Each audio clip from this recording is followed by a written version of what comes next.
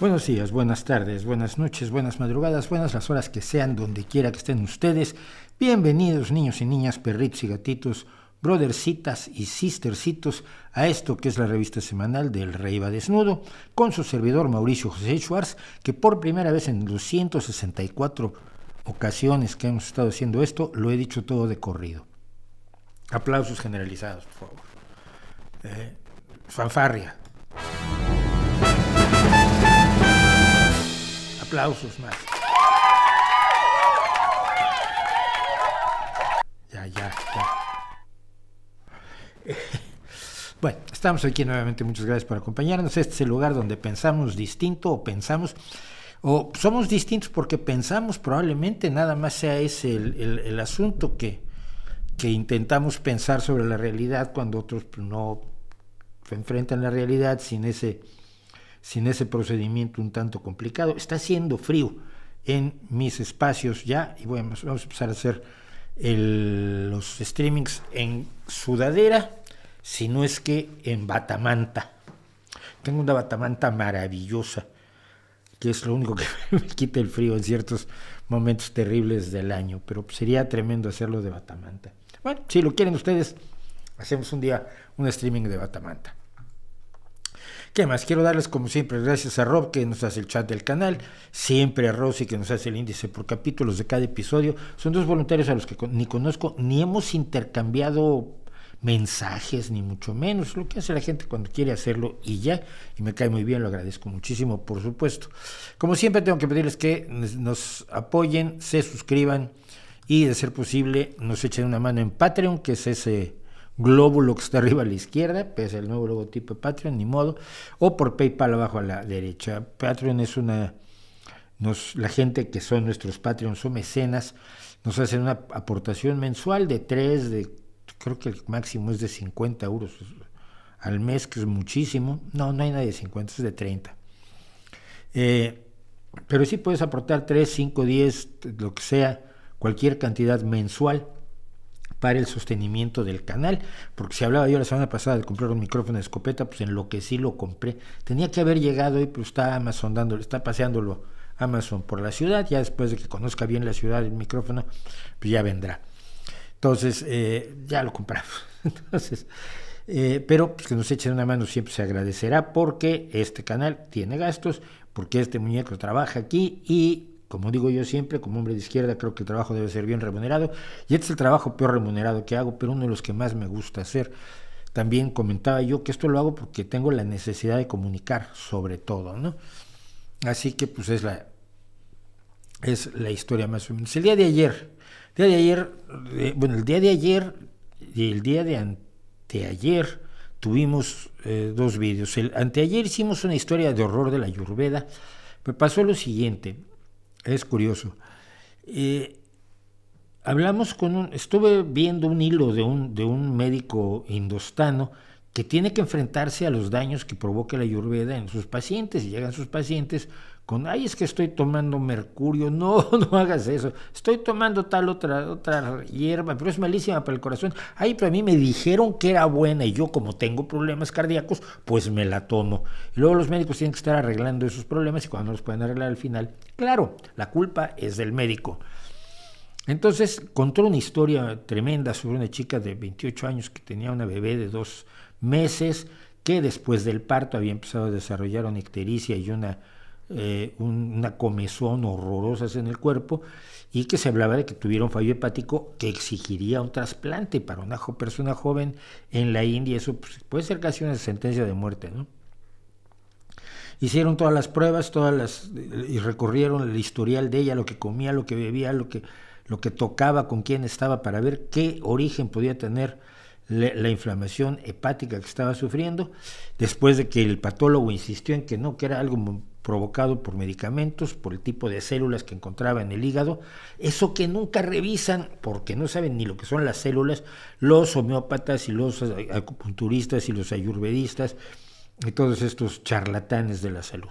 Entonces el patólogo insistió, ellos le volvieron a hacer una entrevista, finalmente la suegra dijo, bueno, pero eso que estás tomando para después del embarazo, dijo, ay, no, pero eso es comida orgánica, no es un medicamento.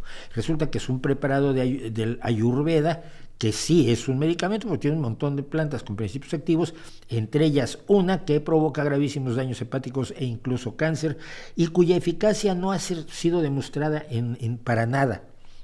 Entonces, bueno, finalmente lo descubrieron, por lo tanto, ya sabían cuál era el tipo de toxicidad que sufría el hígado, y en un par de semanas, pues, tenían a la chica de vuelta a su casa, cuidando a su bebé, y sana como una manzana. Bueno, y esa historia no la podía yo contar aquí porque era muy larga, y no la podía yo contar en un fondo porque tampoco me parecía que viniera mucho al caso. Entonces hicimos una historia de horror de la Ayurveda. Los ayurvedistas, los ayurvedólogos y los ayurvedólatras, madre mía, están furiosos conmigo. No, la Ayurveda es una cosa muy seria. Ay, pues yo tomo eso y me va muy bien. Y esta es la de siempre. Yo tomo eso y me va muy bien. No es una receta médica válida. Y la gente la toma con una receta médica válida. Yo lo tomo y va muy bien. Ay, pues me irá muy bien a mí. Y es que, ¿por qué lo tomas? Es que yo tengo un problema hepático. Ay, yo también. Sí, pero tú tienes una colecistosis y el otro tiene un cáncer de hígado. No son lo mismo. Pero como es bueno para el hígado, se toman lo que les recomienda el vecino. No se tomen lo que les recomienda el vecino, vayan al médico. Los médicos no son perfectos, pero salvan muchas más vidas que estos salvajes.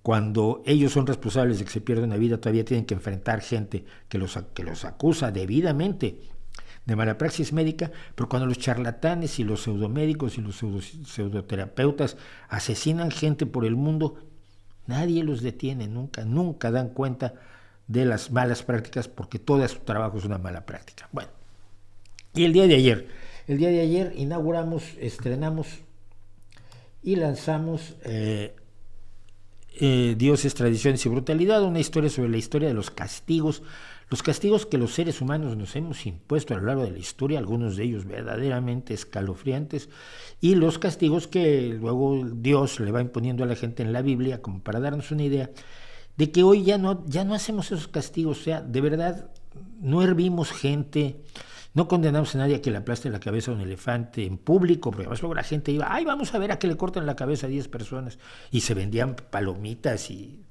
en serio. Y era un espectáculo la pena capital, ¿no? Y los castigos y las evisceraciones, le sacaban a la gente los órganos estando viva, como un castigo. Esto no lo vemos ya. Hemos mejorado, pero los castigos que Dios imponía, se cargaba ciudades enteras porque eran malvados. Hoy los niños también, sí, y los perritos, sí, mátenlos a todos. Claro, los matabas a todos. Ese Dios, pues resulta que ahora es moralmente muy inferior a nosotros, ¿no? Y eso es un poco lo que tratábamos de comentar en Dioses, Tradiciones y Brutalidad, que a día de hoy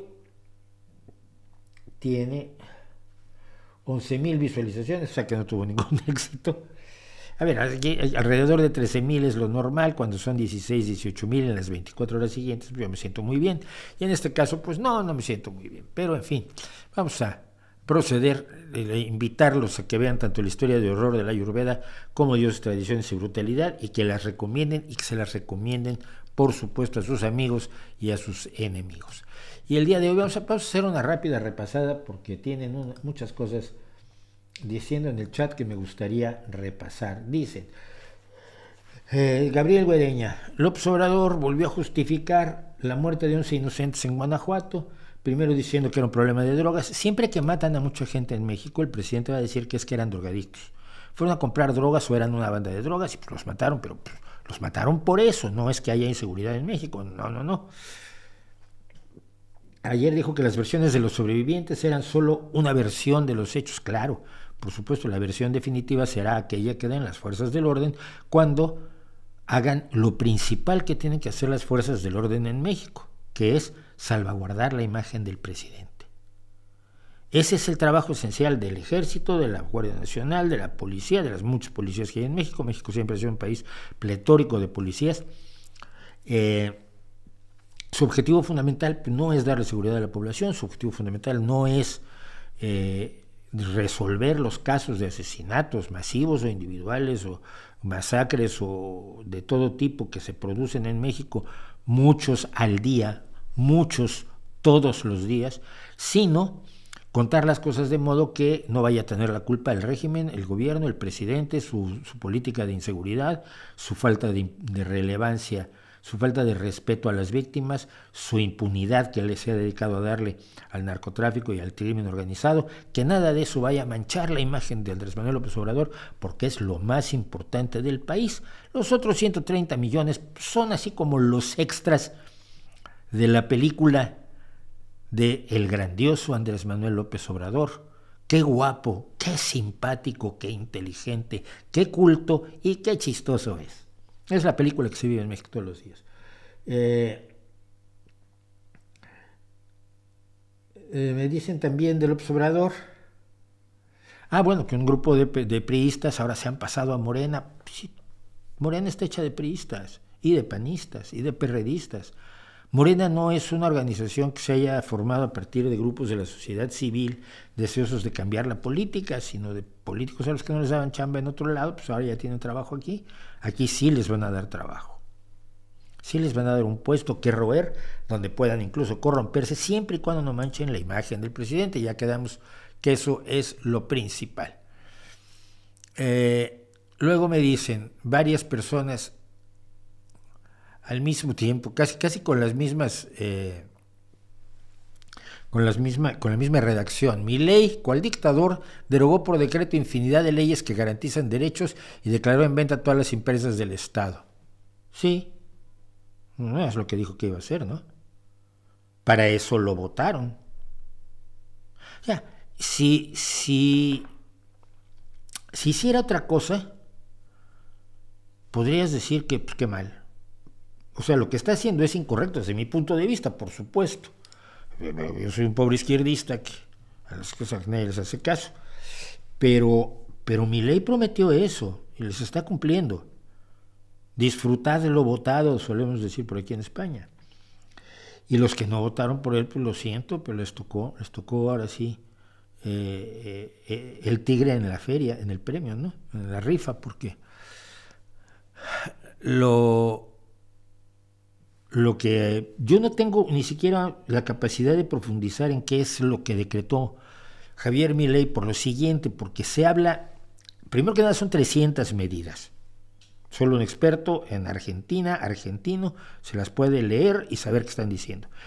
No me leí las 30 primeras y no sé qué significa. Se deroga la ley de alquileres. Bueno, yo en un país normal, una democracia normal, las leyes las imponen y las derogan las instancias legislativas, las cámaras legislativas, que para eso se llaman precisamente, sorpresa, amiguitos, cámaras legislativas, legislan.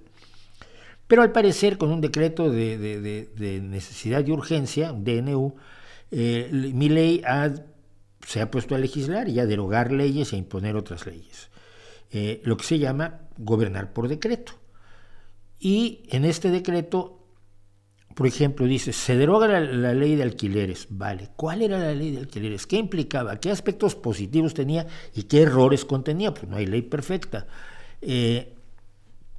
¿Por qué es bueno o por qué es malo que se derogue la ley de alquileres? Pues no lo sé.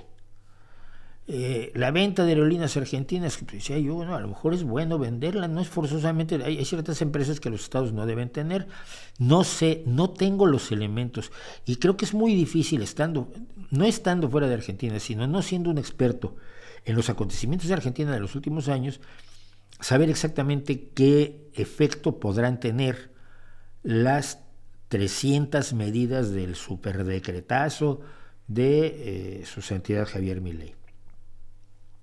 Pero si como creemos van todas en el sentido de liberalizar todo el mercado y suspender, retirar, limitar o derogar cuestiones que podían ser útiles a la ciudadanía, como ciertos controles de precios o ciertas reglas de intercambio que impidan el abuso, y estas nuevas de decisiones de Milei favorecen el abuso, evidentemente tenemos un problema, aunque sea exactamente lo que prometió, ¿no? O sea, no hay para nadie es un secreto lo que pensaba este tipo. Mañana va a venir alguien, ay, es que está permitiendo la venta de órganos. Ya, que lo dijo. Ay, pero a mí me dijeron que no lo había dicho. No, es que si tú vas a... Lo dijo. Pero es que ya no hay impuestos. Qué bueno, felicito, ya no tienen que pagar impuestos. Porque son un robo. Sí, y él lo dijo muchas veces. Oye, pero ya el Estado ya no va a financiar absolutamente nada. Ah, pues mira, es que para eso eran los impuestos, ¿no? ¿Tú crees que eran solo para que se los robaran? Y probablemente se robaron gran porcentaje de los impuestos. Pero hay otro porcentaje que se usaba para la salud, para la educación, para tapar baches en las calles, para poner iluminación callejera donde todavía no la había, para mantener la iluminación callejera y pagar lo que cuesta el mantenimiento y la electricidad de la iluminación callejera. Todo eso lo vas a tener que pagar tú ahora. Pones tu farola, pones tu generador con tu bicicleta y le das durísimo a la bicicleta de día para que en la noche la farola alumbre tu calle. Eso es lo que les dijo Milei que iba a hacer. No veo sorpresa alguna. Son durísimas, es un talibán conservador, dice Eduardo Irigoyen, de derecha y libertariano, pues sí, pero es que nunca lo ocultó. Sí, es como votar por Trump, ¿no? O sea, no los engañó, no engaña a nadie.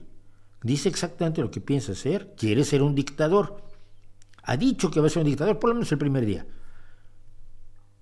Si tú votas por un dictador, no te sorprende que actúe como un dictador.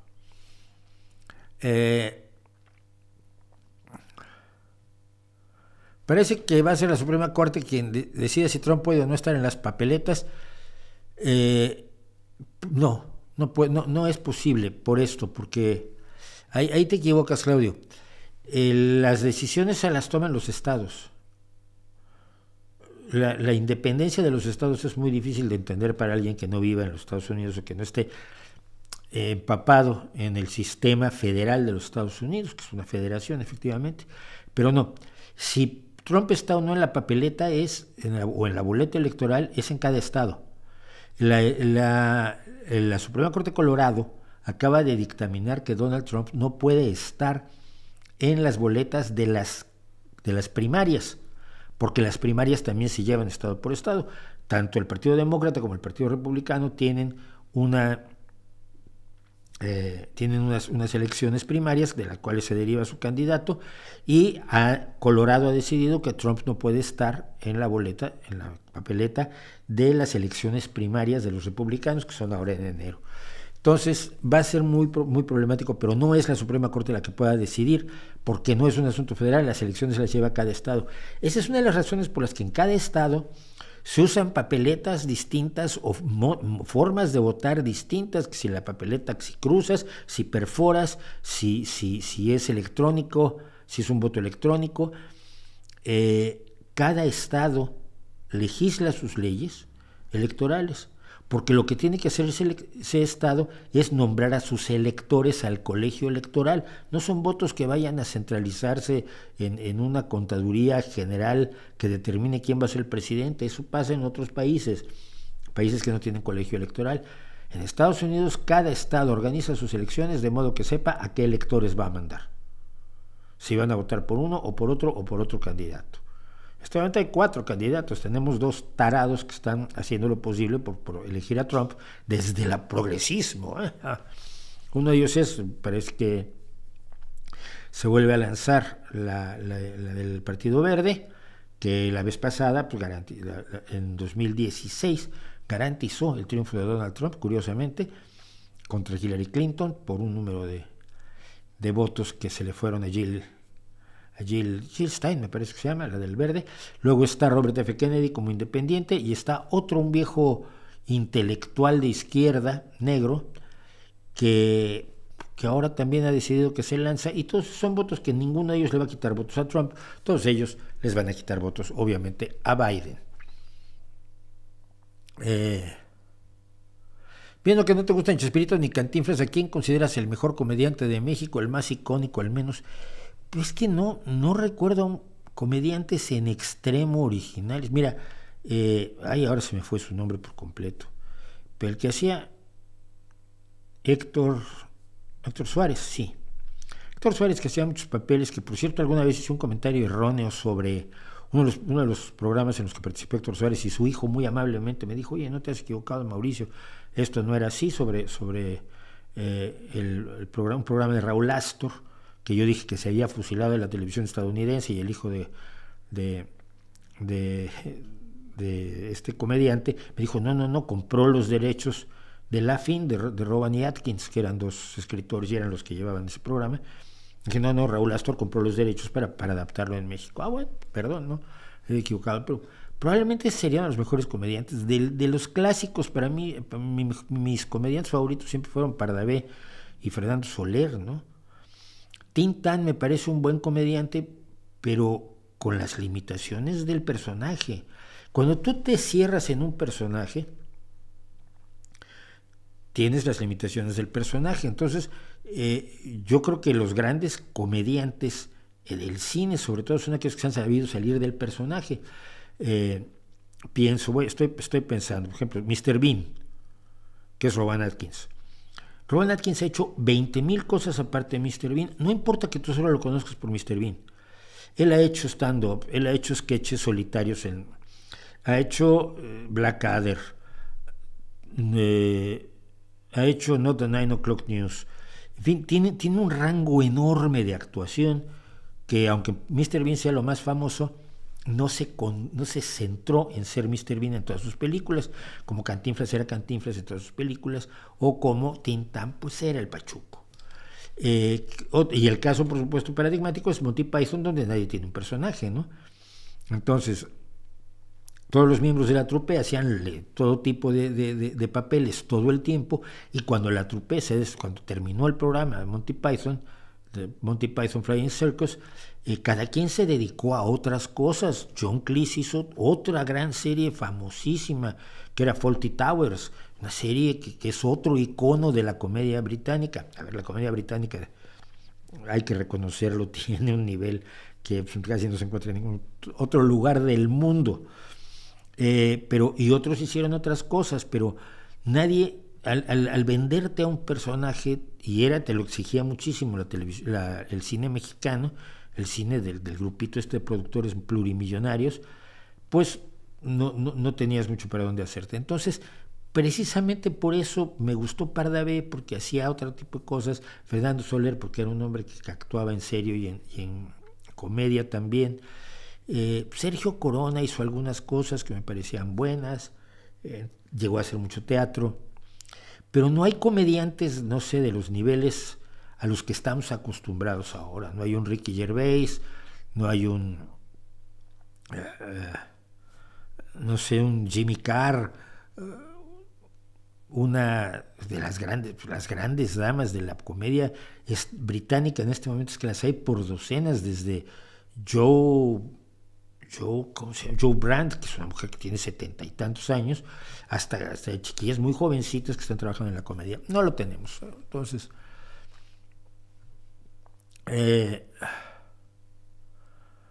dices, no era tan mala la idea de la mofeta. Yo se los dije, que en vez de Milei, una mofeta sifilítica era con sarna, sí, sin patas, mutilada de las 4 patas, adicta al fentanilo y tuerta. Era una mejor oportunidad, una mejor gobernante para Argentina.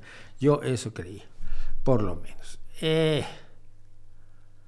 No sé, información de Japón rara que me mandan, no sé por qué.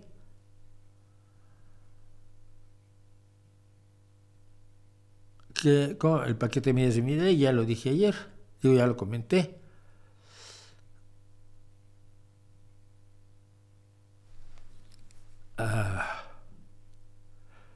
Trump tiene posibilidades muy reales de volver a ser presidente. Sí las tiene. Y las tiene porque la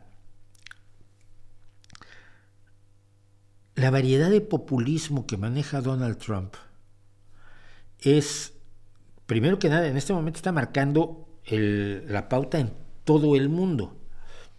Pero es una marca de populismo en la cual no solo no hay vergüenza, no hay posibilidad, por ejemplo, de que tu reputación se destroce.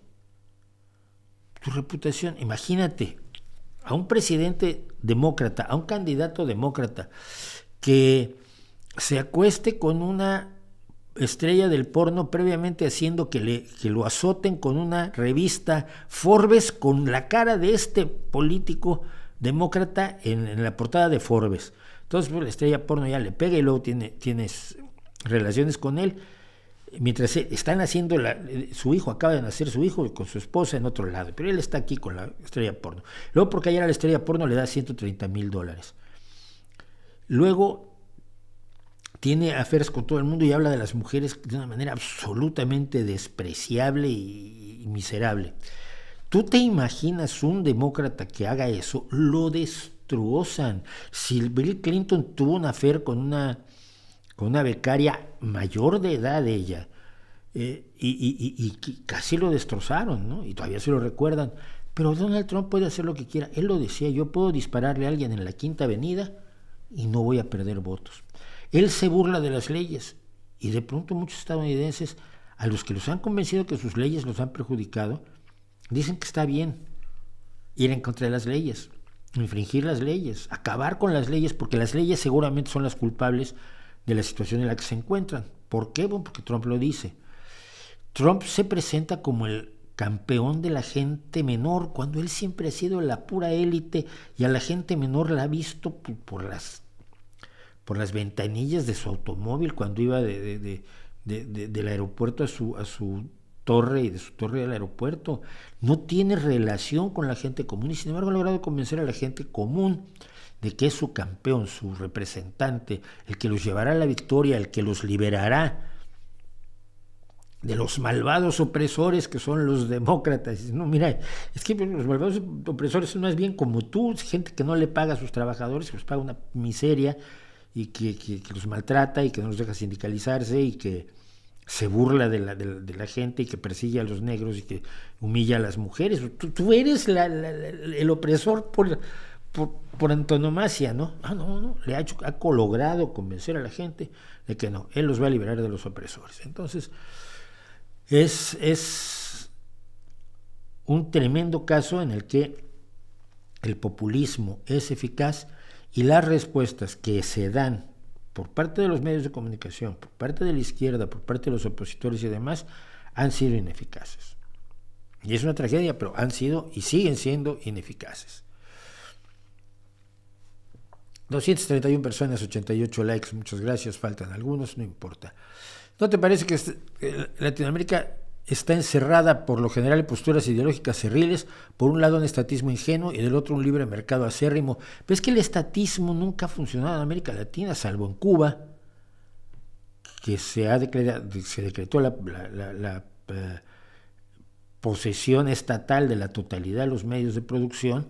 Nunca ha habido un estatismo real, lo que ha habido es una simulación de algo que podría parecerse lejanamente a la socialdemocracia si no estuviera dominado por una corrupción y una demagogia bestiales, ¿no? Nunca ha habido un estatismo como aquel que lloran Milei. ¡Ay, es que los comunistas en Argentina! Vamos, los hay, pero ninguno de ellos ha estado en el gobierno haciendo comunismo, ¿no? Expropiándolo todo y... No, es los excesos del estatismo. Los verdaderos excesos del estatismo no se han vivido en América Latina, te digo, fuera de Cuba. Pero y los excesos del mercado habían sido razonablemente controlados con algunas excepciones, ¿no? Yo recuerdo el caso de Honduras como paradigmático. Entonces, pero el sueño de futuro, sí, el sueño de futuro es el liberalismo anarcocapitalista y el comunismo soviético, de la gran mayoría de la izquierda, por lo menos, ¿no? Yo recuerdo de la izquierda mexicana y todos son los nostálgicos de la Unión Soviética, entonces creían en la Unión Soviética, todos eran marxistas, y muchos de ellos ahora están con López Obrador, o sea, ya no son ni eso, ahora son simple y sencillamente narcisistas populistas, o siervos del narcisismo-populismo. Pero sí, efectivamente, América Latina tiene un problema de que no se ha abierto o no se ha educado en las opciones de organización social que hay en el resto del mundo, ¿no? Algunas de las cuales funcionan bastante bien. ¿Por qué el Poli sigue enseñando homeopatía? Porque es imparable, no lo sé. Yo cuando se lo pregunté al rector del Poli hace 20 o 30 años, que era Oscar, ¿qué? No me acuerdo. Si levantaba las manos y decía, no sé, mira, tratamos de hablarlo, pero tienen mucho apoyo, tienen mucho poder y no se puede quitar. Y con eso, Oscar Jofre, y con eso el rector del Poli hizo a un lado el tema.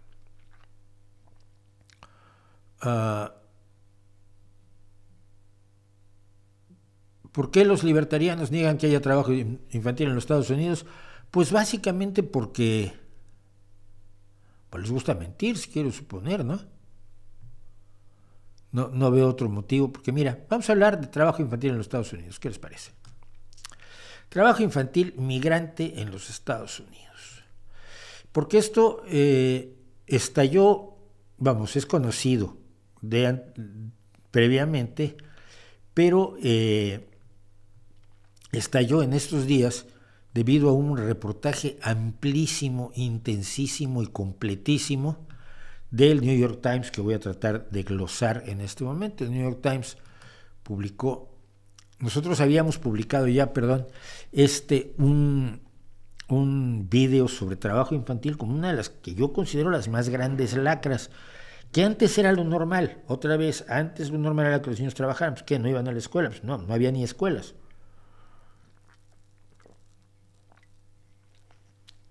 Y si había escuelas, pues antes del siglo XIX no eran escuelas para los trabajadores. Las primeras escuelas para los trabajadores las pone, por cierto, uno de los fundadores del socialismo, que era un industrial, George Owen. Y George Owen es el que sugiere, ¿qué tal que dividimos el día en 3 grupos de 8 horas? La gente trabajaba 12 a 14 horas. Y Owen dijo, mira, 8 horas de trabajo, 8 horas de descanso y 8 horas de ocio con la familia. Hay que estar con la familia. Y claro, sus compañeros en el club de industriales lo veían y decían, ¿tú qué eres? No, yo soy socialista. No, tú eres el enemigo. Pero el trabajo infantil sigue existiendo y yo recuerdo vivamente la legislación y regulación y eternización del trabajo infantil por parte de Evo Morales, y ese fue el día en que yo dije, con Evo Morales no voy ni a la esquina, porque lo que está haciendo es condenar a los niños peruanos, perdón, a los niños bolivianos, a condiciones horribles. Y dicen, es que yo fui un niño trabajador. Oye, y eso no hace que sea bueno. Los niños tienen que estar en la escuela, los niños tienen que estar cuidados. Si una sociedad no puede cuidar de sus niños, no puede cuidar de nadie. No puede cuidar de nadie, efectivamente. El trabajo infantil es sobre todo un fenómeno de los países más pobres y de las democracias más débiles. Y de las tiranías, por supuesto. Pero decíamos que en Estados Unidos hay trabajo infantil. Y el New York Times decía que son trabajadores que son parte de una nueva economía de la explotación, niños migrantes que han estado entrando a Estados Unidos sin sus padres en números récord y que están acabando en algunos de los más difíciles trabajos del país, como descubrió una investigación del New York Times, de ese periódico que algunos me dicen que no es prensa libre porque solo dice lo que quiere el gobierno o los neoliberalotes o el enemigo que se hayan inventado ese día. Yo le tengo un respeto enorme al New York Times, aunque tiene errores, porque todos lo tienen, pero sus reportajes y su trabajo periodístico y la calidad de sus profesionales ya la quisiéramos para un domingo en los periódicos españoles, por ejemplo, ¿no? Esta fuerza de trabajo se extiende a lo largo de industrias en todos los estados, burlando las leyes contra el trabajo infantil, que no son tan estrictas en Estados Unidos, como comentábamos en nuestro vídeo sobre trabajo infantil, pero que son leyes que han estado en vigor durante casi un siglo. Niños que instalan tejados de 12 años de edad en Florida y Tennessee, trabajadores de mataderos de carne, menores de edad en Delaware, Mississippi, Carolina del Norte, niños aserrando planchas de madera en turnos nocturnos en Dakota del Sur, principalmente procedentes de América Central, lógicamente, y América Central incluye, por cierto, no olviden ustedes, a buena parte de México. Los niños vienen por la desesperación económica que empeoró la pandemia. Esta fuerza de trabajo ha estado creciendo lentamente durante casi una década, pero ha estallado desde 2021. 2021 no solo por la pandemia, sino porque en Estados Unidos los sistemas que tenían por objeto proteger a los niños se han ido desapareciendo. muchos lugares del país, dice el New York Times, insisto, estoy glosando lo que dice el New York Times, los profesores de escuelas secundarias y bachilleratos en programas de niños que aprenden el idioma, aprenden el inglés, dicen que ahora es común que casi todos sus alumnos salgan de clase corriendo a hacer largos turnos después de terminar la clase. Por ejemplo, Estados Unidos tiene programas para que los inmigrantes que no saben el idioma aprendan el idioma. Es la parte izquierdosa de los Estados Unidos que muchos ni siquiera saben que existe. Y dice Valeria Lindsay, profesora de lenguaje en la escuela de Homestead en Miami, no deberían estar trabajando días de 12 horas, pero está ocurriendo ahora. Durante los últimos 3 años, dijo la profesora, casi todo niño del 8º grado, sería el segundo de secundaria, 13, 14, 15 años, de su programa de aprendizaje del inglés, casi todos los 100 alumnos de 8º grado estaban también llevando una carga de trabajo adulta, que ese es el otro elemento. Es decir, en muchos países, yo recuerdo el caso de México, porque fue la legislación con la que más trabajé, tú puedes trabajar a los 16 años con permiso de tus padres, pero no vas a trabajar jornadas de 8 horas 5 días a la semana, vas a trabajar cuando mucho 4 horas durante 5 días a la semana, jornadas reducidas porque no tienes la edad y porque además tienes que estar en la escuela y porque lo lógico es que no te mates trabajando como si fueras un adulto. Ya los adultos nos mataremos después trabajando. El número de menores no acompañados que entran a los Estados Unidos aumentó a un récord de 130,000 el año pasado, 3 veces lo que era 5 años antes, y se espera que el verano del 2024 sea aún peor. Y esos menores no acompañados tienen un problema más, amiguitos. Son blanco fácil de todo tipo de depredadores.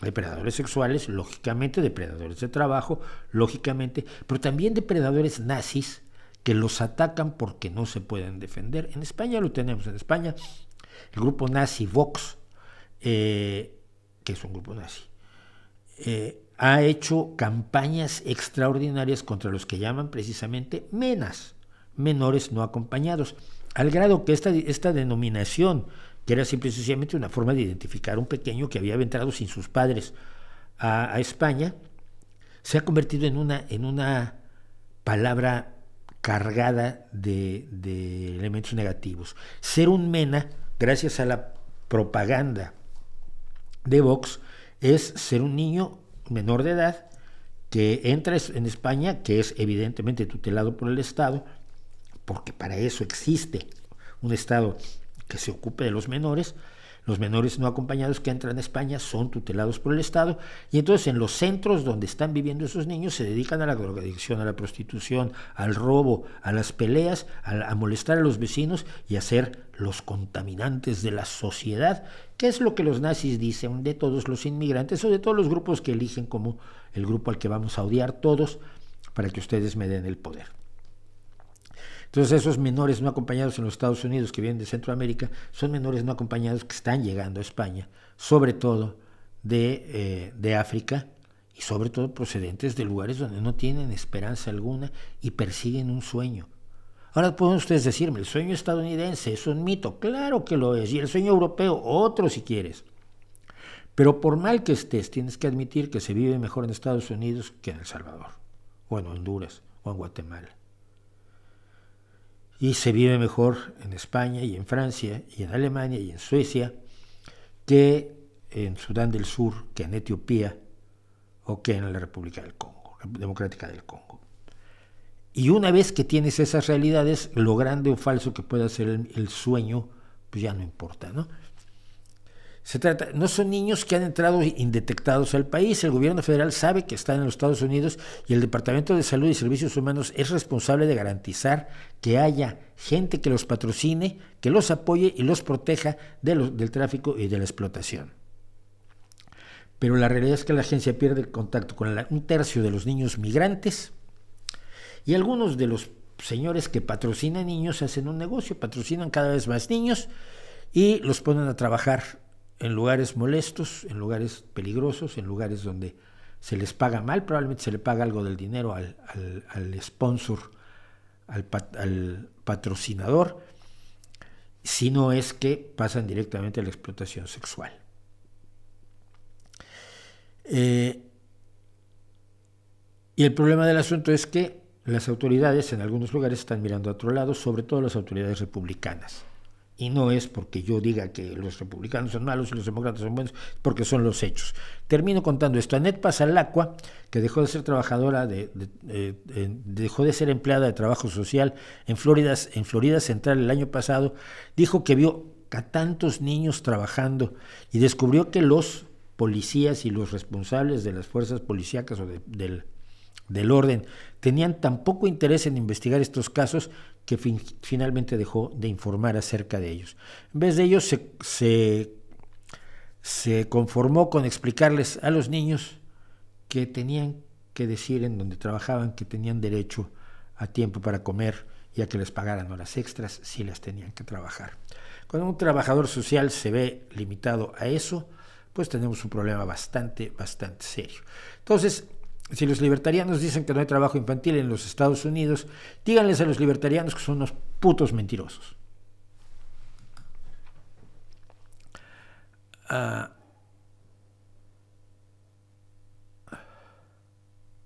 Se vendían palomitas, no se vendían palomitas, se vendían golosinas, como cuando vas a un espectáculo, vas a cualquier espectáculo, si se reúne un grupo de personas en un espectáculo, hay alguien que va a vender cosas. Si hay gente que está viendo, por ejemplo, en los lugares donde hay estatuas, o donde hay buskers, que ahora los artistas callejeros se llaman buskers, es mucho más guay. Yo alguna vez que toqué en la calle, no me llamaban busker, me llamaban el imbécil de la guitarrita que está dando por saco. Ahora son buskers. Bueno, pero cuando hay buskers que tienen mucha gente, siempre se presenta alguien que vende dulces, chicles, palomitas, refrescos, lo que sea. O sea, las multitudes atraen a los comerciantes, esto es lógico, y pasaba. Y hay un lugar en concreto que yo visité sin saber lo que era, y lo visité por otras razones, que está frente al Mercado de la Carne y el hospital de... no me acuerdo dónde. Bueno, el Mercado de la Carne en Londres tiene enfrente una gran plaza. Si está uno frente al Mercado de la Carne, hay una entradita a la derecha que lleva a una de las iglesias más maravillosas que hay en Londres, que es una iglesia normanda del siglo XIII. Es la iglesia más antigua que hay en Londres, es preciosa, es absolutamente impresionante. Yo estuve 2 horas tomándole fotos por dentro. Y si está uno frente al Mercado de la Carne, atrás tiene un hospital que lleva el mismo nombre que la pequeña iglesia, que insisto, hay que entrar por una calle, por una puertecita, una especie de puertecita en la calle, y caminar por un jardín interior para llegar a la iglesia. Y en esa plaza, frente al Mercado de la Carne, es donde se llevan a cabo las ejecuciones públicas en Londres.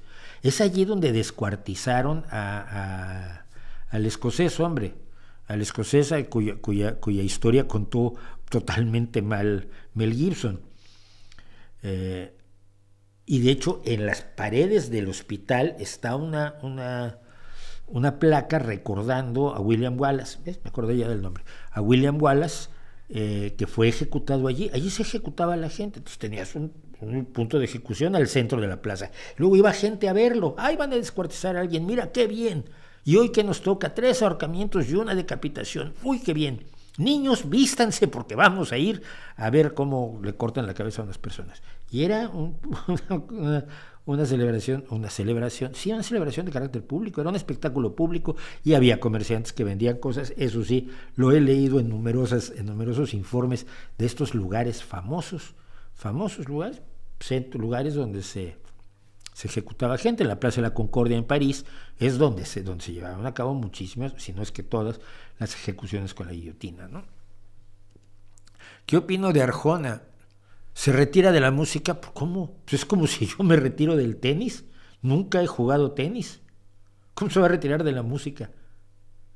Eso es un engaño. Sí, y Messi se retira del ajedrez.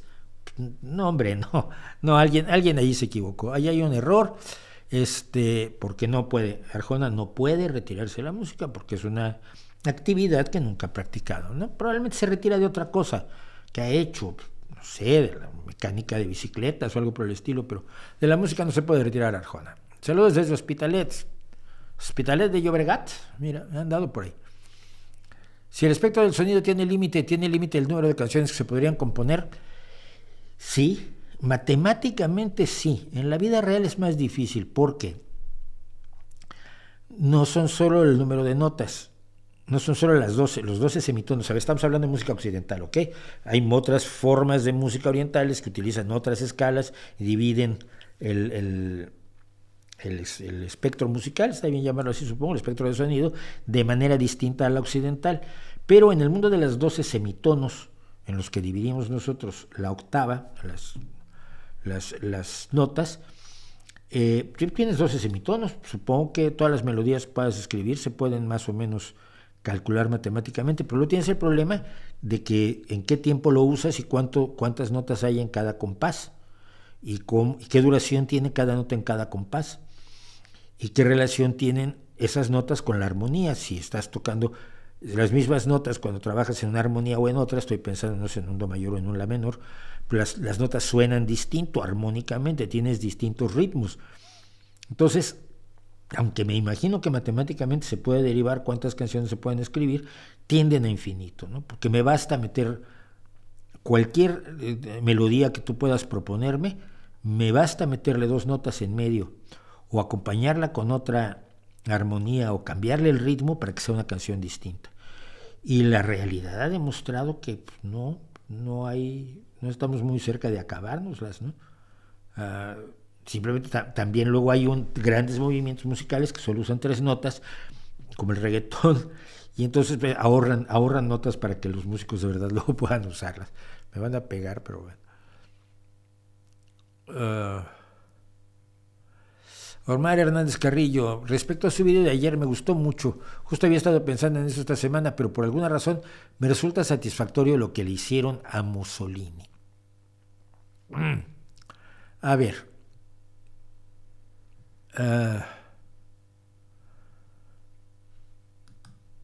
Vamos a hablar de excesos verbales y libre expresión, porque lo que le hicieron a Mussolini ha salido a colación recientemente porque el líder del partido nazi Vox, señor Abascal, cuando fue a lamerle las patas a Milei, porque fue invitado a la toma de posesión de Milei, ustedes saben, la ultraderecha y los libertarianos dicen que no son de ultraderecha, pero todo lo que hacen es de ultraderecha y sus amigos siempre están en la ultraderecha. Y yo creo que si grazna como pato y camina como pato y tiene plumas como pato y caga como pato, ha de ser un pato. Y los libertarianos pues, son un pato de ultraderecha. Entonces, bueno, Abascal fue uno de los gloriosos invitados a la toma de posesión de Javier Milei, y allí en sus declaraciones dijo que él creía que los españoles algún día iban a querer colgar de los pies a Pedro Sánchez, actual presidente de gobierno, legítimo presidente de gobierno por lo demás, y legítimo presidente de gobierno durante los 4 años anteriores. Y mucha gente no tenía la referencia. La referencia es la siguiente. La referencia es la de Mussolini precisamente. Mussolini, después de que se le cayó todo el teatro y trató de huir, fue detenido por los partisanos comunistas, si mal no recuerdo. No me recuerdo la secuencia de acontecimientos, pero fue detenido, fue asesinado, no me acuerdo si fusilado o le dispararon directamente. Su cadáver fue arrastrado y en Roma se le colgó de los pies junto con su amante Clara Petacci, que ella, hasta donde yo sé, no tenía ninguna culpa, pero bueno, murió junto con Clara Petacci. Esto fue a fines de abril de 1945. Y claro, la gente humilló, escupió, le lanzó cosas al cadáver de Mussolini, ese hombre al que habían encumbrado como su dios en Italia, y de pronto se había convertido en el ser más odiado. Entonces la referencia pues, era bastante brutal. Era la idea de que el actual presidente de gobierno equivalía a un líder autoritario, fascista, asesino, ultracatólico, aliado a Hitler, y entonces la gente lo iba a colgar de los pies. Yo no veo ni de cerca una desconfianza tal de la gente en una persona por la que han vuelto a votar. independientemente de que sea de mi partido o no. Como yo he dicho, yo tengo diferencias con Pedro Sánchez, pero es mi presidente, es mi secretario general, y además creo que ha hecho un excelente trabajo. Bueno, entonces vamos a acabar con Mussolini, la pregunta que nos hace Omar Hernández Carrillo, y luego hablo del otro. La furia de la gente contra el líder que no les cumple es entendible. La furia de la gente contra un líder que ha promovido el odio, el asesinato, la muerte, que ha llevado a la muerte a muchos ciudadanos, es entendible, pero sigue sin ser justificable por lo siguiente. No porque sea yo un buenista del 18. Es porque la lección histórica es mucho más eficaz cuando la pones frente a un juez. La lección histórica de los que perpetraron las atrocidades del nazismo no está en el suicidio de Hitler y Eva Braun la noche del 30 de abril. Precisamente una de las razones del suicidio de Hitler en esas condiciones, en ese momento, es porque se entera de lo que le ha pasado a Mussolini. Se entera de que su cadáver ha sido vejado, humillado, arrastrado y golpeado y colgado de los pies, junto con su amante Clara Petacci, y Hitler tenían hasta unas horas antes de su suicidio, pues Eva Braun era su amante, ¿no? Se casaron in extremis. Pero el suicidio de Hitler no es la elección de la Segunda Guerra Mundial. La elección de la Segunda Guerra Mundial son los tribunales de guerra que se implantaron después, donde esos miserables que mataron sin vergüenza, sin contención, con absoluta impunidad, es más, siendo invitados a comportarse con la más brutal crueldad, esos mismos se les dieron abogados y se les trató dignamente y se les hizo un juicio justo. Y hubo gente que salió declarada inocente de los juicios, de algunos de los juicios que se llevaron a cabo, no solo los de Nuremberg son los más conocidos, pero hubo numerosos juicios en distintos lugares de Europa para disponer de los brutales ejecutores de la barbarie nazi. Los tribunales, los juicios de Nuremberg son los más famosos porque los más grandes jerarcas nazis fueron enjuiciados allí. Goebbels se había suicidado. Goering, Canaris, ¿cómo se llama el otro? Se me están yendo los nombres, como siempre se me van los nombres, mañana me acuerdo de todos de un hilo, pero en fin, todos los que fueron los grandes jerarcas nazis fueron sometidos a juicio en Nuremberg. Pero en otros lugares se hizo, por ejemplo, el juicio de los médicos, donde médicos que hicieron lo mismo que Mengele fueron sometidos a juicio y enfrentados a lo que habían hecho, a la barbarie y a los sobrevivientes. Y todo ello en un proceso justo donde tenían abogados, tenían los derechos que ellos no le habían querido conceder a nadie, y eso le da una legitimidad enorme al triunfo de los aliados. Entonces, aunque yo creo que es comprensible la furia del pueblo linchador, de la masa enloquecida y enfurecida, no es justificable. No es justificable porque no deja un legado histórico sólido. Y gracias a que no deja ese legado histórico sólido, hoy la primera ministra de Italia puede decir que Mussolini fue un gran líder, un gran gobernante.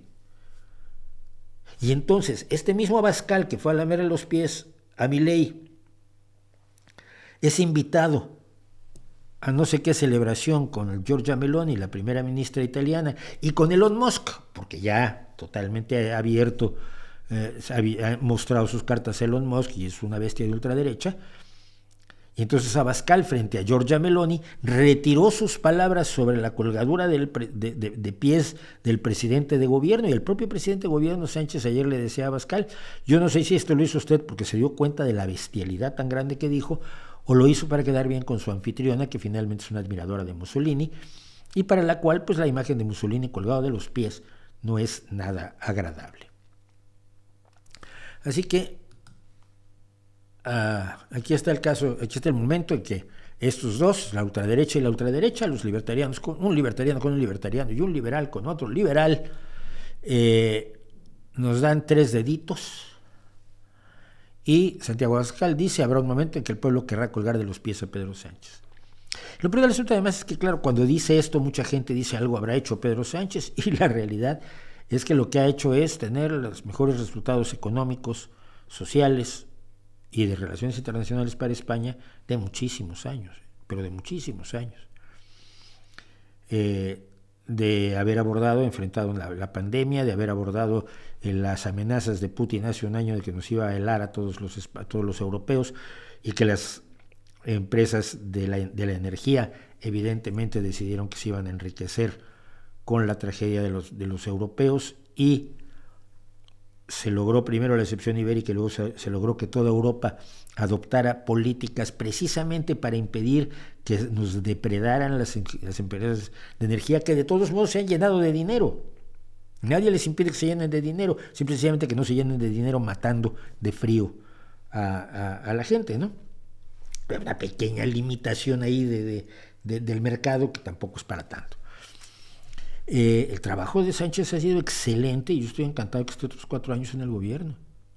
Absolutamente. Y el nivel de reconocimiento que tiene en Europa, ahora que acaba de terminar la presidencia española de la Comisión Europea, yo creo que es importantísimo. Entonces, esto es simplemente retórica. Si tú dices que alguien es malísimo, la gente se lo va a creer.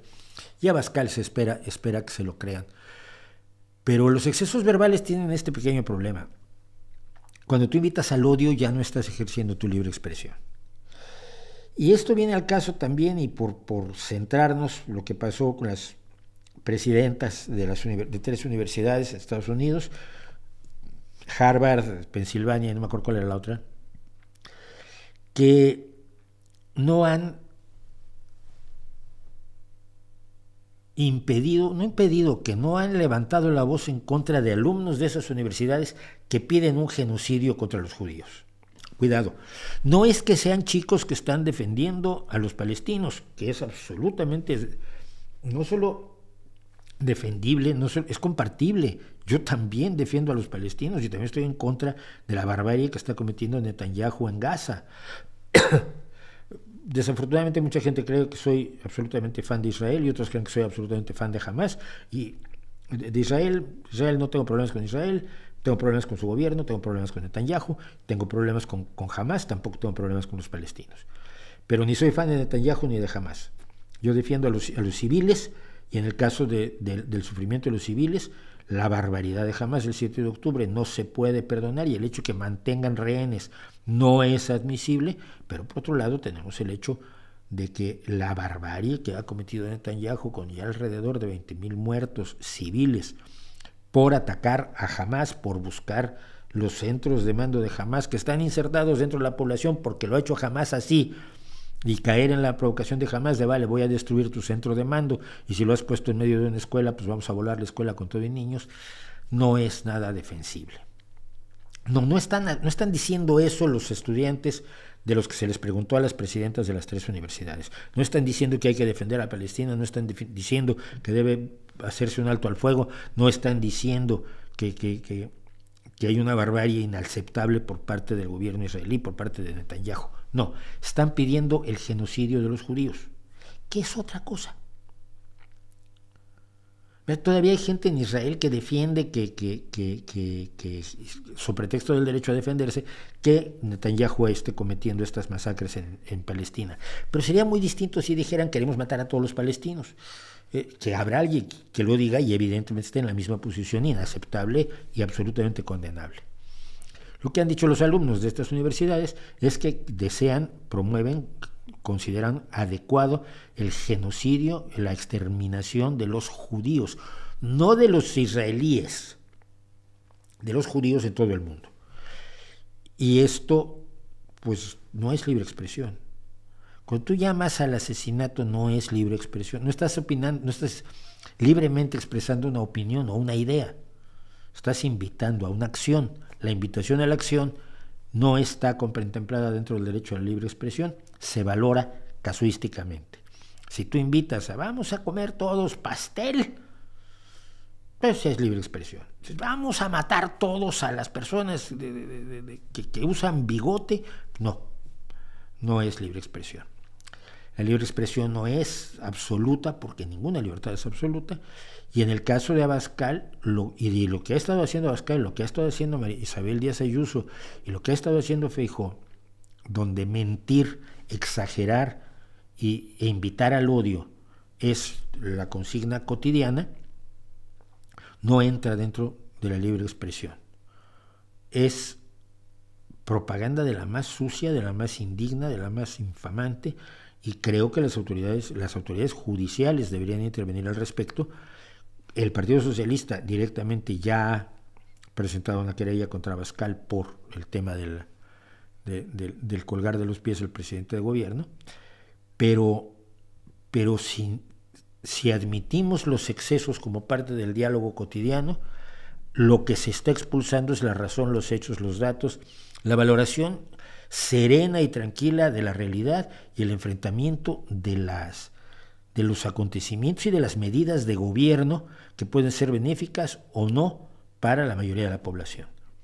Todo ese análisis que debemos hacer de cada acción de gobierno, de todos los gobiernos, sale por la ventana cuando lo que haces es la retórica del odio, la retórica de la exageración, la retórica es que son comunistas y van a comerse a nuestros hijos. No se van a comer, eso lo hace Dios. Dios te dice que te vas a comer a tus hijos, como lo veíamos en el vídeo de ayer. Pero ni los socialistas ni los comunistas del partido de Izquierda Unida, que son parte del gobierno por la coalición, ni los socialistas ni los comunistas están diciendo que nadie se va a comer a tus hijos. Y decirlo y exagerar sobre ello para causar miedo, odio y rechazo, y para cancelar la capacidad de análisis o el interés por analizar fríamente los hechos en la ciudadanía, es una barbaridad y no debe ser aceptada, y no creo que sea parte de la libre expresión. Bueno, como estábamos con lo del otro día, sobre la Ayurveda y estas cosas, yo no sé si ustedes saben de baloncesto. Yo tengo un problema. Yo estoy extremadamente metido en el baloncesto. Siempre me ha gustado el baloncesto. Yo era fan por contarles algo, de Will Chamberlain en los años aquellos en que la NBA todavía no era la NBA. Yo de niño iba a ver a los Harlem Globetrotters cuando iban a México, ¿no? Yo no jugué mucho baloncesto porque con mi estatura, el único jugador de mi estatura que ha habido pues es Spud Webb. Pero Spud Webb tenía un par de resortes en las piernas que nadie más ha tenido en la historia. Con 1.67 de estatura, Spud Webb ganó un concurso de mates, de dunks. Y claro, cuando lo ves tú saltar, tú tienes un trampolín en los pies, muchacho. Pero es el único. Entonces yo no jugué mucho, pero siempre seguía a mis amigos que jugaban. Yo me acuerdo, si por ahí me viera Rami Shahadi, viejo amigo sirio-libanés de la escuela, yo a ti y a tu hermano lo seguía cuando jugaban baloncesto, y por lo menos éramos nosotros la porra. Siempre me ha gustado el baloncesto, y además fui muy fan de Larry Bird. Y si ustedes no son fans del baloncesto, todo lo que he dicho hasta ahora ya los aburrí hasta el cansancio. Bien, pero la historia tiene que ver más que nada con la pseudomedicina, la pseudoterapia, y uno de los más insignes charlatanes del mundo, que es Deepak Chopra, también uno de los más acaudalados, por cierto. Pero la historia comienza con este señor que se llama Draymond Green. Draymond Green es jugador que está ahora con los Golden State Warriors. Es ala pivot. O sea, el ala pivot es alguien que juega de alero al mismo tiempo que puede jugar de pivot. Es decir, que puede jugar en los extremos de la pista o cancha de baloncesto, pero que también puede jugar el papel de pivot, que es el que está abajo del aro. Ha ganado 4 campeonatos de la NBA. Ha sido All-Star 4 veces. 2 veces ha sido parte del miembro del All-NBA. Ha ganado la medalla olímpica de oro de baloncesto 2 veces. Está considerado uno de los mejores jugadores defensivos de la liga. Ha estado en el equipo de defensores durante 8 ocasiones, durante 8 años. Fue el jugador defensivo del año de la NBA en 2017 y fue el líder de la liga en robos de balón. Tiene un problema Draymond Green, aquí lo vemos, bueno, no lo vemos muy bien, pero Draymond Green tiene un problema, es una mala bestia, o sea, es un tipo que es terriblemente violento en el baloncesto. Y les voy a contar una cosa que me gusta del baloncesto respecto del fútbol. De niño fue las cosas que más me impresionaban, ¿no?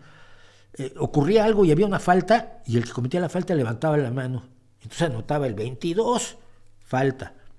Tú decías, ¿cómo levantan la mano? Yo estaba acostumbrado al fútbol primero, ¿no? Yo jugué en las fuerzas inferiores, entrené en las fuerzas inferiores del Necaxa, ya cuando el mundo era en blanco y negro. y decía, tú cometes una falta en fútbol, así sea la más brutal del universo. Entonces, yo ni lo toqué, estaba yo a 3 metros, pero se cayó porque le soplaron cuando tú cometiste la falta. O sea, nadie reconoce cometer una falta en el fútbol. Entonces ya sonaba raro que en baloncesto alguien dijera, fui yo, pero se dice.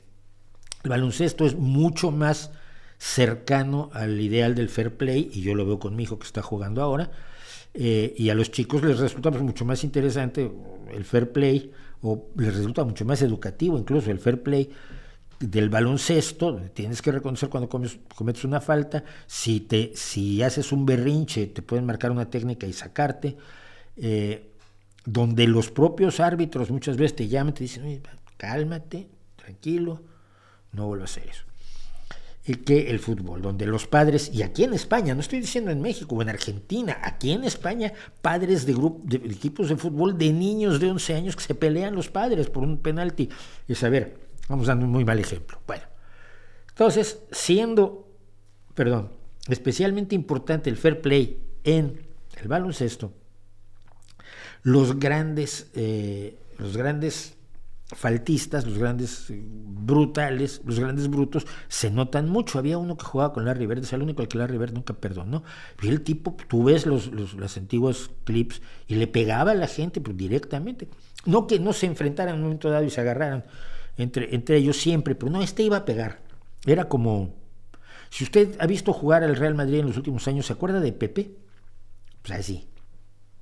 O sea, Pepe era lo más sucio del universo, era más sucio que los establos de augías antes que los limpiara Hércules. Y este es Pepe, pero en el baloncesto.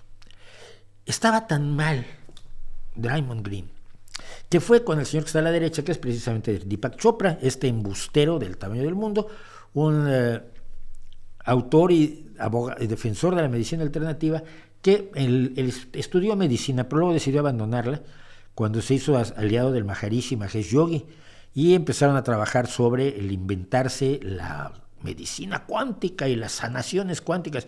De cuántica no sabe nada, pero sabe las palabras, y las empezó a usar para soltar rollos que no tienen ninguna coherencia, ningún significado, son absolutamente fantásticos, pero con eso se ha engañado a un montón de gente, ha escrito un montón de libros, ha dado millones de consultas y se ha llenado de dinero. Alguien dijo que había redefinido lo que era estar equivocado, Deepak Chopra. Pero en 2020, Draymond Green va con Deepak Chopra para tener unas sesiones para aprender a controlar su ira, porque se cabreaba mucho. Y entonces, eso sí, se enteraron los medios inmediatamente que Draymond Green estaba con Deepak Chopra, a quien ven ahí ustedes con sus gafitas, que tiene unos brillantes puestos en las gafitas, la forma de joyería más rara que hay, y fue a manejar su ira para ser un hombre más zen, ¿no? Para controlar la furia, para mirar las cosas de una manera más tranquila. Toda esa milonga que le venden a usted continuamente. Entonces hizo sus sesiones con Deepak Chopra. Y las sesiones acabaron, si aquí todo es negocio, amigos míos, acabaron en Prime Video de Amazon como Las Sesiones, una serie en varias temporadas donde podíamos ver cómo a Draymond Green lo convertía en un maestro zen, el brillante charlatanazo Deepak Chopra. Bueno, hasta la semana pasada. La semana pasada fue Draymond Green suspendido indefinidamente, y aquí lo podemos ver en este fotograma que más o menos logré capturar de As, que estaba de frente fingiendo que defendía y se gira y le mete una galleta al jugador que se ve hasta la derecha en plena cara, con todo, con un giro de 180 grados, un señor que juega baloncesto, que es un señor grandote y muy alto. Por lo tanto, la inercia que lleva un porrazo de él, pues es considerable. Y ha sido suspendido indefinidamente y probablemente se ha suspendido para siempre. Draymond Green, luego de golpear con el puño cerrado a Yusuf Nurkic durante el partido entre los Golden State Warriors y los Phoenix Suns, con 8 minutos 23 por jugar en el tercer periodo, o sea, ni siquiera estaban al final cuando están las tensiones. El ala pivot golpeó en el rostro al pivot bosnio y fue expulsado por la agresión. De acuerdo con el reporte de Adrián Wojnarowski de la ESPN, la NBA ha decidido suspender indefinidamente a Green. La liga confirmó la suspensión posteriormente con un comunicado de prensa. Y si usted busca hoy a Draymond Green y sus faltas en YouTube, hay unas compilaciones de todas las barbaridades que ha cometido, las veces que ha ahorcado gente, las veces que cae un contrario y lo pisa, dice, pero es que es igualito que Pepe, el del Real Madrid. Pisas en el pecho a un contrario, pero si te está viendo todo el mundo, ¿qué tan loco tienes que estar para eso? Ahorcado gente. Vamos, el tipo es Atila el uno, pero es Atila el Draymond Green, y fue suspendido definitivamente. De eso sirven, hermanitos, las sesiones con los grandes charlatanes de la indiología, como es el caso de Deepak Chopra, para que ustedes, por favor, se eviten creerles. Y mientras tanto, ¿qué me cuentan? Dice Anapiti, Jimena pregunta lo mismo que yo cuando estuvo en la música Arjona, porque yo recuerde nunca, ¿no? ¿Qué le parece a la gente que dice que el Milei está legitimado por sus acciones porque ganó en democracia? Pues que sí. Ahora, si hace algo ilegal, si hace algo anticonstitucional, supongo que habrá instancias jurídicas que puedan controlarlo. Pero sí es legítimo.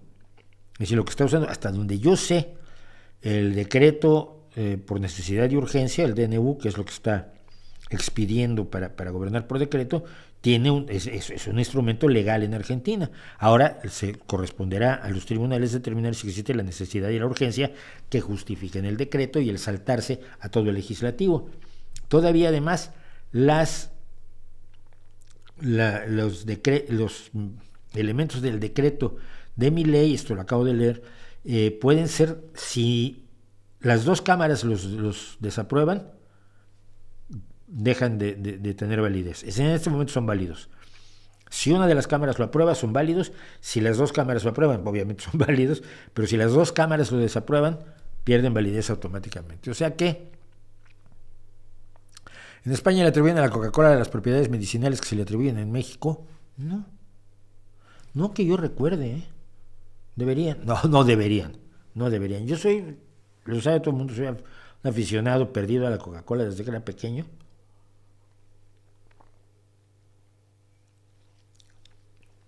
Pero ni propiedades medicinales ni nada, es un refresco que tiene mucho azúcar, el refresco normal, y por lo tanto no hay que beberlo en grandes cantidades, salvo que hagan lo que yo tomo Coca-Cola 0 azúcar por el sobrepeso y por la diabetes y por todo lo que hay que hacer, y 0 cafeína porque tengo una pequeña hipertensión. Entonces, pero se puede tomar, no pasa nada, pero tampoco que sea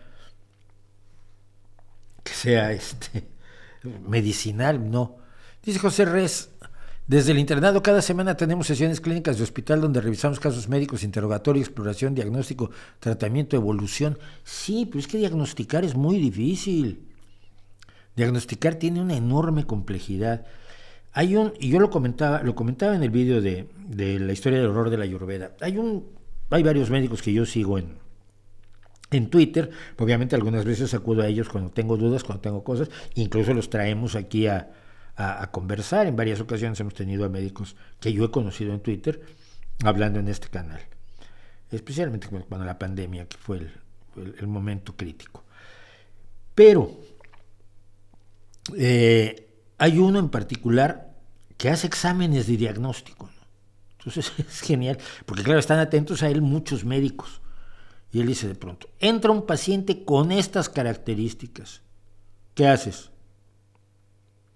Y uno dice, pues una biopsia, no. Un análisis de sangre, no. Preguntarle qué comió, sí.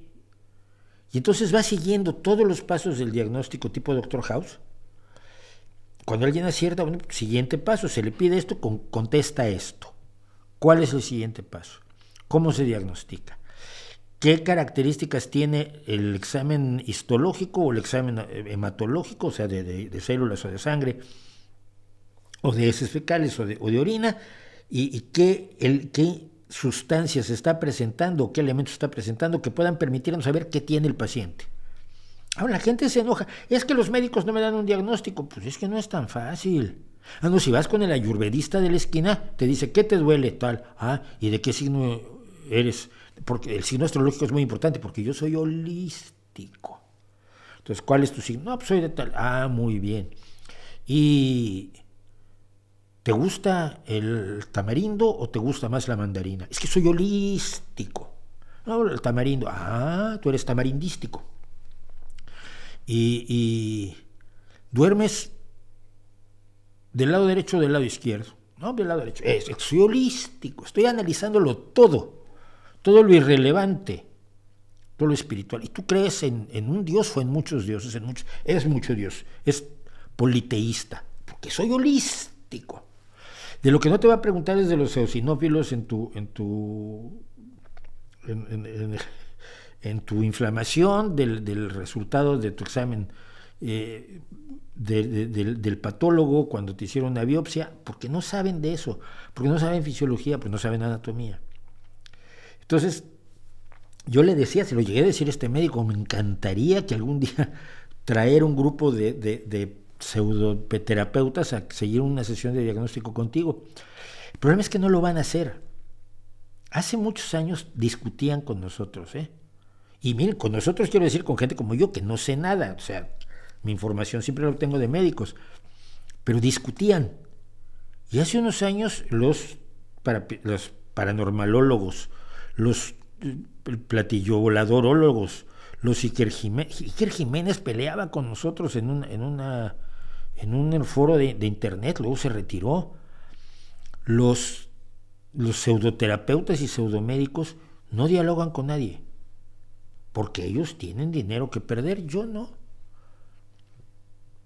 Con Felipe Calderón decían que los abatidos eran por peleas entre grupos de narcos, ahora dicen que son clientes del narco, da igual. Pues, ¿qué diferencia entre el Calderón y López Obrador? El pelo.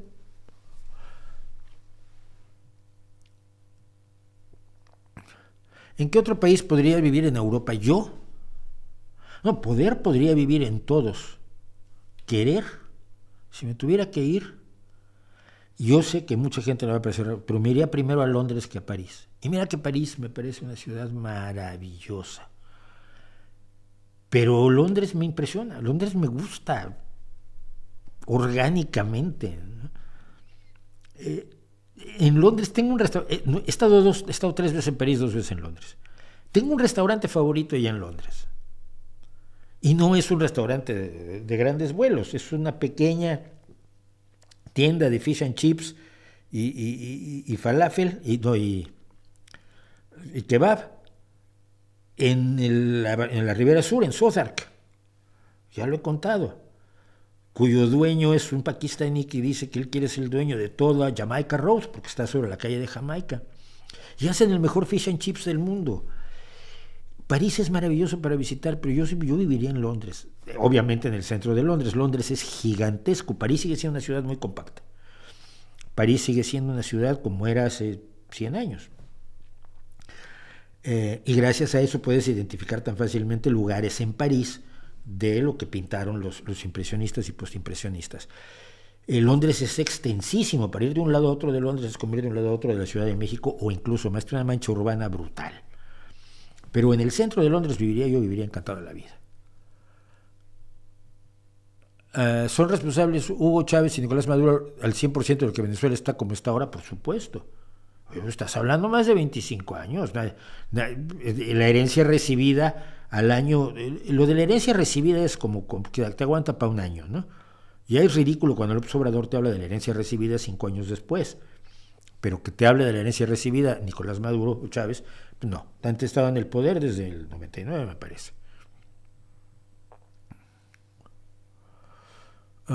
El Vaticano aceptó bendecir a parejas del mismo sexo. ¿A qué cree que se debe esa aprobación? Veamos, vamos con el Papa, que será un tema que yo sabía que iba a salir hoy y ya lo tenía yo preparado. ¿Qué pasa? ¿Qué pasa con el Papa? Con el Papa Paco. Con Paco. Mira, aunque mi ley diga que el Papa Paco es comunista y amigo de Maduro, y no amigo, proclive a Maduro, imagínate, y proclive a Fidel Castro. No me recuerdo ni siquiera que como obispo hubiera visitado a Fidel Castro, pero si lo visitó, imagínate, yo visité a Fidel Castro, yo cené con Fidel Castro una vez. Existe la foto, estoy sonriendo, porque 2 minutos antes estaba preguntando, ¿le digo algo o lo sonrío? Y dije yo, márcate un desmadre diplomático. Ahora, cuando precisamente el embajador de México había sido secretario de Gobernación y tenía todo lo nuestro, Mario algo, no me acuerdo. El secretario había sido secretario de Gobernación y era un tipo malo. Y yo iba a hacer un lío diplomático, no sonreí, saludé a Fidel. Mauricio es proclive a Fidel Castro, ni de lejos. Pero bueno, no, el Papa no es proclive a Fidel Castro, ni es comunista, ni es socialista, pero digamos que es un poquitín más progresista que Juan Pablo II o que Benedicto XVI, para lo cual no se necesita mucho. O sea, ser más progresista que ese par de bestias es elemental. O sea, basta que no seas mala persona. Juan Pablo II era malísima persona. Y aguantó y defendió a Marcial Maciel y a Teresa de Calcuta y a todos los curas violadores que tuvo a su alrededor, y acabó muriendo con un miedo enorme al infierno y destrozándose las carnes a latigazos porque temía ser demasiado pecador, un tipo muy chiflado. Y Benedicto XVI, pues un heredero del nazismo, quisiéramos que no es que él fuera nazi, pero tuvo esa formación y creo que estuvo en las Hitlerjugend. Pero bueno, todos los chicos tenían que estar en las Hitlerjugend, eso tampoco es una condena. Pero un tipo muy, muy conservador. Entonces, el Papa Paco es un poquitín menos conservador. Y entonces acaba de decretar lo siguiente. A ver, en 2020, porque esto tiene, como tantas cosas en la vida, tiene su historia. En 2020, el Papa había dicho que sería buena idea que se hicieran legislaciones de carácter civil para legalizar las uniones de parejas del mismo sexo, y esto lo dijo en una entrevista para un documental que se estrenó en 2020 en el Festival de Cine de Roma, y dijo entonces el Papa Paco: la gente homosexual tiene derecho a estar en una familia. Has descubierto América, chico mío. Son hijos de Dios y tienen derecho a una familia, sí, como todo el mundo. Es que sea un descubrimiento a mí me parece espectacular. Nadie debería ser expulsado o sentirse miserable por ello. Lo que tenemos que crear es una ley de unión civil. De esta manera están cubiertos legalmente. Yo defendí eso, agregó aparentemente refiriéndose a cuando era arzobispo de Buenos Aires.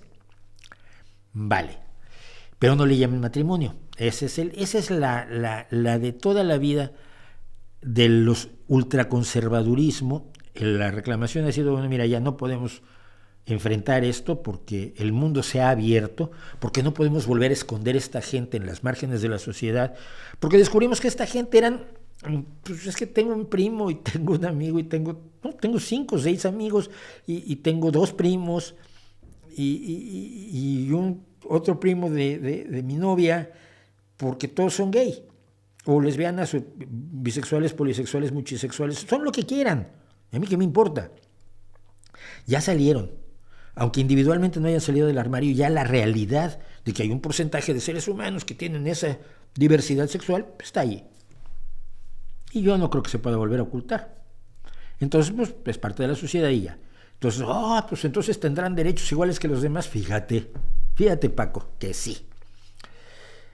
Pero, entonces, nadie que yo recuerde, ni siquiera Juan Pablo II, prohibió que si entran dos homosexuales de la manita a la iglesia, se les bendiga. O sea, porque tampoco es que sea un gasto de energía demasiado fatigoso el bendecir a alguien. Los bendije a todos ustedes, ya. Podéis ir en paz. No. Que el streaming no termina hasta dentro de hora y media. Entonces, nadie había prohibido que se bendijera, pero ahora sale: el Vaticano aprueba bendecir a las parejas homosexuales, pero no valida su elección de vida. El Papa Francisco dice en las noticias: aprobó este lunes que los sacerdotes católicos puedan administrar bendiciones a las parejas del mismo sexo, así como a las parejas en situación irregular, como las divorciadas o los divorciados que se han vuelto a casar, o las parejas que viven en feliz unión libre. ¿Qué pasa? Yo viví en unión libre 20 años, ¿no? Era igual que estar casado, ¿no? Siempre y cuando dichas bendiciones no sean parte de un ritual o liturgia de la iglesia, o sea, que no sea un matrimonio. El documento de 8 páginas, pues que para decir eso, es un párrafo, hijo mío, aclara que la nueva directriz no debe confundirse con el sacramento del matrimonio, pero tiene el propósito de establecer que Dios acoge a todos. Pues no sabías que tu Dios no decía desde el principio en el catecismo que acogía a todos y resultó que no. Ponte de acuerdo contigo mismo. La declaración fue elaborada por el cardenal argentino Víctor Manuel Fernández, actual prefecto de la Congregación para la Doctrina de la Fe. ¿Sabe usted qué es la Congregación para la Doctrina de la Fe? La Inquisición. Es decir, lo que hoy es la Congregación para la Doctrina de la Fe es lo que hará el Santo Oficio, la Inquisición Vaticana, que sigue existiendo, por si usted creía que la Inquisición había desaparecido, sorpresa. Y es la primera declaración que el Santo Oficio publica desde hace 23 años. Bueno, con el título Confianza Suplicante, no sé por qué les dan por esos títulos a sus declaraciones y a sus, ¿cómo se llama?, a las epístolas papales. Señala, según la agencia Reuters, que los sacerdotes no deben impedir o prohibir la cercanía de la iglesia a las personas en cualquier situación en la que puedan buscar la ayuda de Dios a través de una simple bendición. ¿Sabes qué es lo que pasa? Mira, Paco, yo te explico. Si Dios existiera, todo esto sería innecesario. Porque si tu Dios existiera y habría creado a estas personas que son sexualmente diferentes a ti y a mí, tú, porque tú no practicas el sexo, y yo, porque soy un heterosexual irredento, a estas personas que son diferentes, ya les habría considerado parte de... No los habría perseguido, no habría ordenado que los mataras con el Levítico. Es en el Levítico donde un hombre que yace con otro como si fuera mujer, Dios no los habría condenado si tuvieras un Dios bueno. Ahora, si tu Dios es malo, estás traicionándolo, porque si dice que hay que matarlos, como que tú los quieres bendecir. Ponte de acuerdo contigo mismo. Porque tu Dios de ayer, como decíamos en el video de ayer, y tu Dios de hoy parecen tipos muy distintos. Si tu Dios existiera, este conflicto no existiría ya.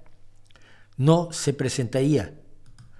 Es un conflicto que no tiene por qué existir. Es que a mí me gusta acostarme con personas de mi mismo sexo, y a mí qué me importa.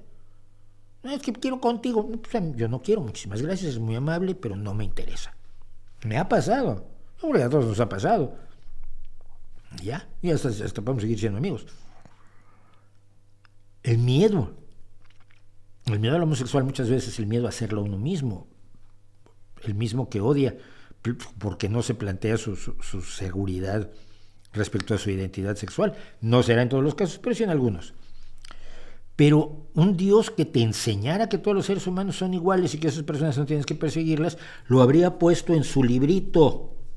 Y no lo puso, y tenemos que asistir a vergüenzas como esta. Algo que era obvio, se puede bendecir a cualquiera. Sí, mira, pasan y ya está así, o así. No me acuerdo cómo es. Creo que es el Papa el único que puede hacer así. No sé, son mudras cristianos. Pero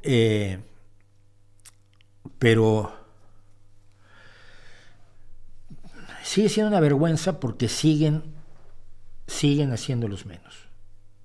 Siguen diciendo que su unión y su amor no es igual de válido que el que ellos sancionan, que el de los heterosexuales, practicantes monógamos.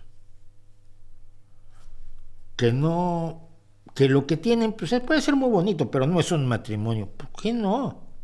¿Cuál es el problema? ¿En qué te disminuye a ti admitir que vivan en matrimonio y felices de la vida dos personas que se quieren? El problema es ese. Al final es una vergüenza para la Iglesia, creo yo, y es una vergüenza para el Papa que sigan jugando a esto en pleno siglo XXI. Igual me equivoco. Bueno, pues vamos a hacer un pequeño corte como hacemos generalmente a esta hora y volvemos. En este momento somos 281 personas y entiendo que hoy y la semana próxima va a reducirse el número de nuestros oyentes, de nuestro público, porque las fiestas son las fiestas. Iba yo a hacer un resumen anual hoy, pero lo dejo para el 28, porque el 28 es Día de los Inocentes. Y entonces igual hago algo divertido. No me entusiasman mucho lo de los inocentes, les debo decir, pero a ver si hacemos alguna cosilla. Y si no, por lo menos hacemos un resumen del año. Y mientras tanto, ahora regresamos. No se vayan, inviten a sus amigos, díganles que vengan. Y, por supuesto, pónganle me gusta porque todavía faltan 102 personas, ya 98 personas que le pongan me gusta a esto. No tardamos.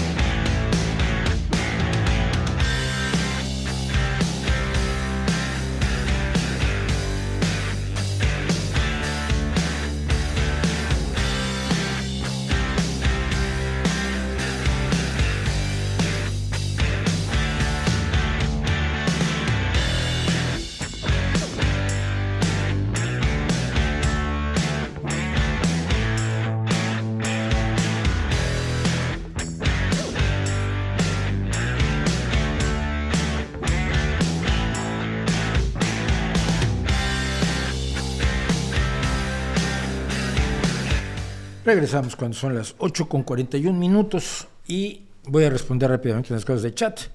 ¿Hay youtubers de izquierda que recomienden? No conozco ningún, no conozco youtubers de izquierda, y los youtubers de izquierda que conozco pues no generalmente son marxistas, ¿no? Yo soy socialdemócrata, entonces no me parece muy recomendable un análisis es que nosotros analizamos todo el universo según el punto de vista de un señor que vivió hace casi 200 años y la realidad de hoy pues se analiza con las visiones de 1859, ¿no? Me parece correcto. ¿Qué opina de Dave Chappelle? He visto que mucha gente le considera el mejor comediante de la historia.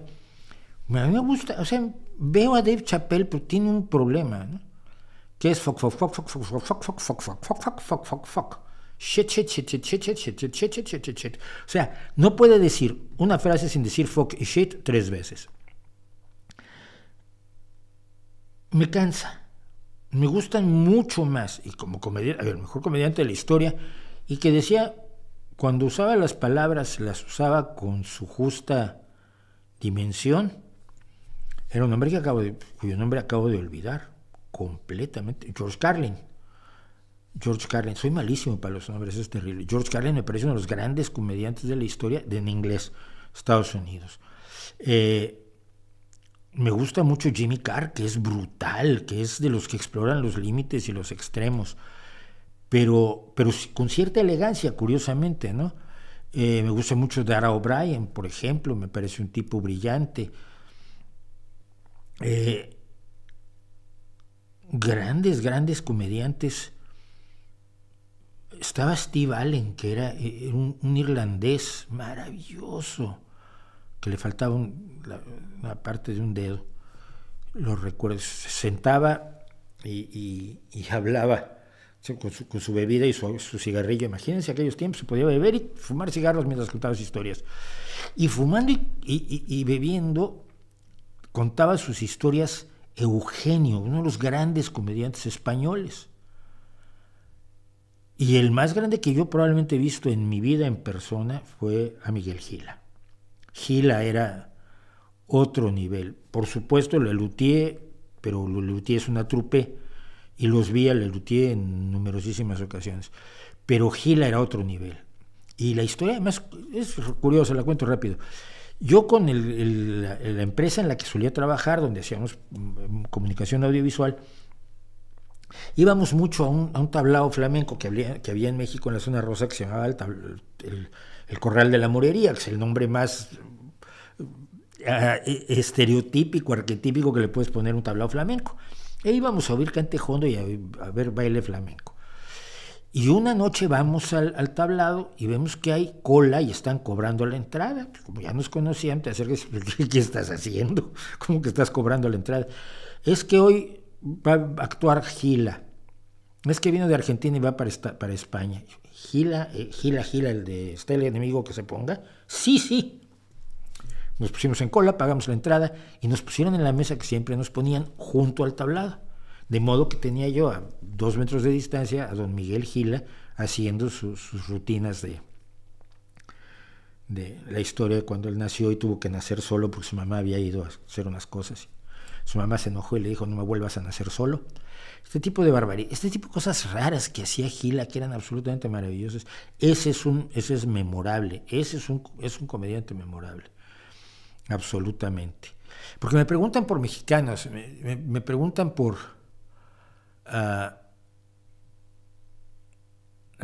Resortes, por Clavillazo, por Ramón Valdés, y todos ellos son personajes, no son ellos. Clavillazo solo hizo el personaje de Clavillazo, Resortes hizo el personaje de Resortes, el ay mamita, y Ramón Valdés hizo el papel de que le tocó en El Chavo del Ocho.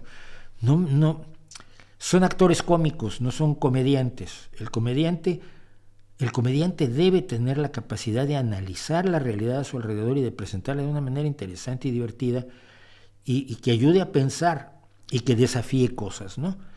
Si no, los chistes tienen que tener ese contenido, tienen que ser rompedores. Y en ese sentido, insisto yo, la comedia británica rompe porque siempre está empujando los límites a ver hasta dónde se puede llegar. George Carlin lo hizo en Estados Unidos. De hecho, fue detenido y fue llevado a juicio por las 7 palabras que no se podían decir, que eran cunt, fuck, piece, shit, y no me acuerdo con las otras 3, y que las decía, y entonces fue encausado. Se tiraba de la risa después cuando se permite. Imagínense, cuando se permitía en Estados Unidos, pues, el uso de todas las palabras en la televisión.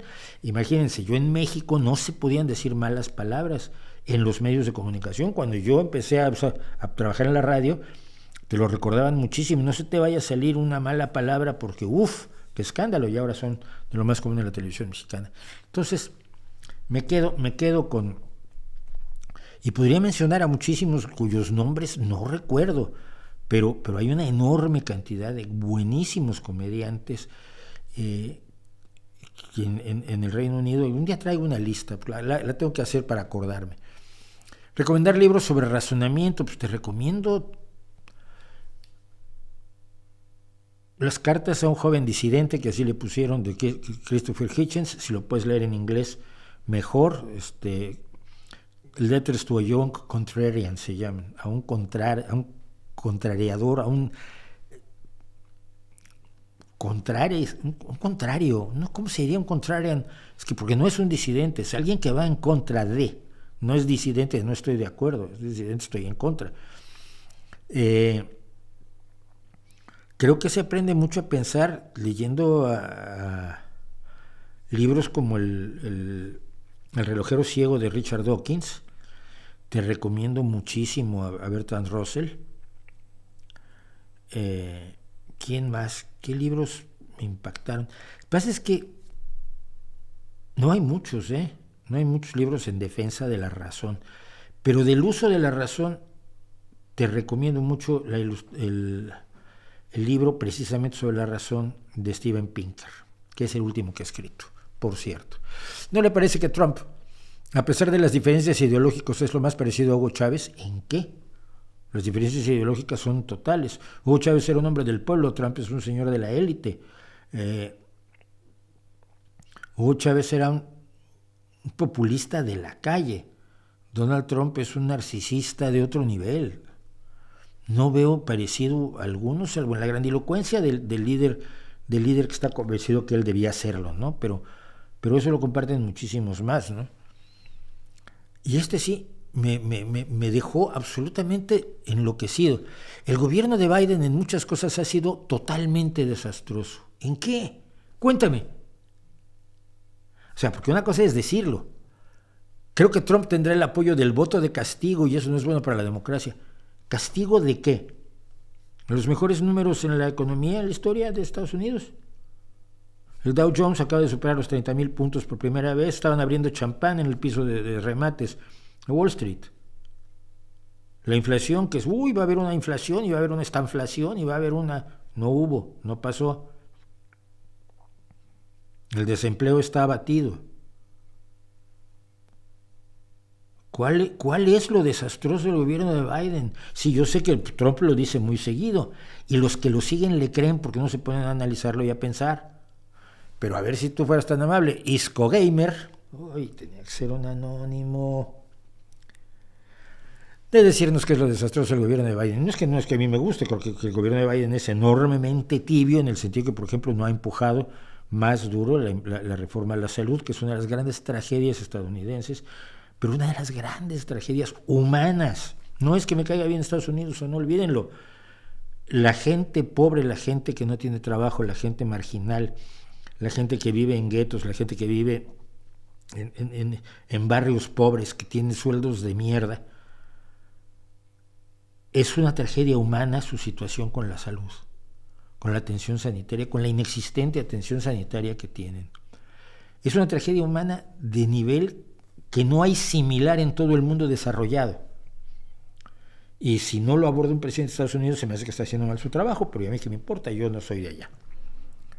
¿Cuál es tu opinión sobre Cornel West? Ese es el que se fue a la candidatura presidencial independiente. Lo que yo opiné. ¿Cómo evalúas sus ideas y propuestas claramente vinculadas a la izquierda? Yo no creo en nadie de izquierda que favorezca a la derecha. ¿Okay? Cornel West sabe que los votos que va a recibir, algunos serán de gente que no iba a votar, pero algunos más serán de Biden. y quitándole votos a Biden favorece la candidatura de Donald Trump. Y si está favoreciendo la candidatura de Donald Trump, él dice que no, pero bueno, él puede decir que puede volar. Si está favoreciendo la candidatura de Trump, es tan de izquierda como Milei.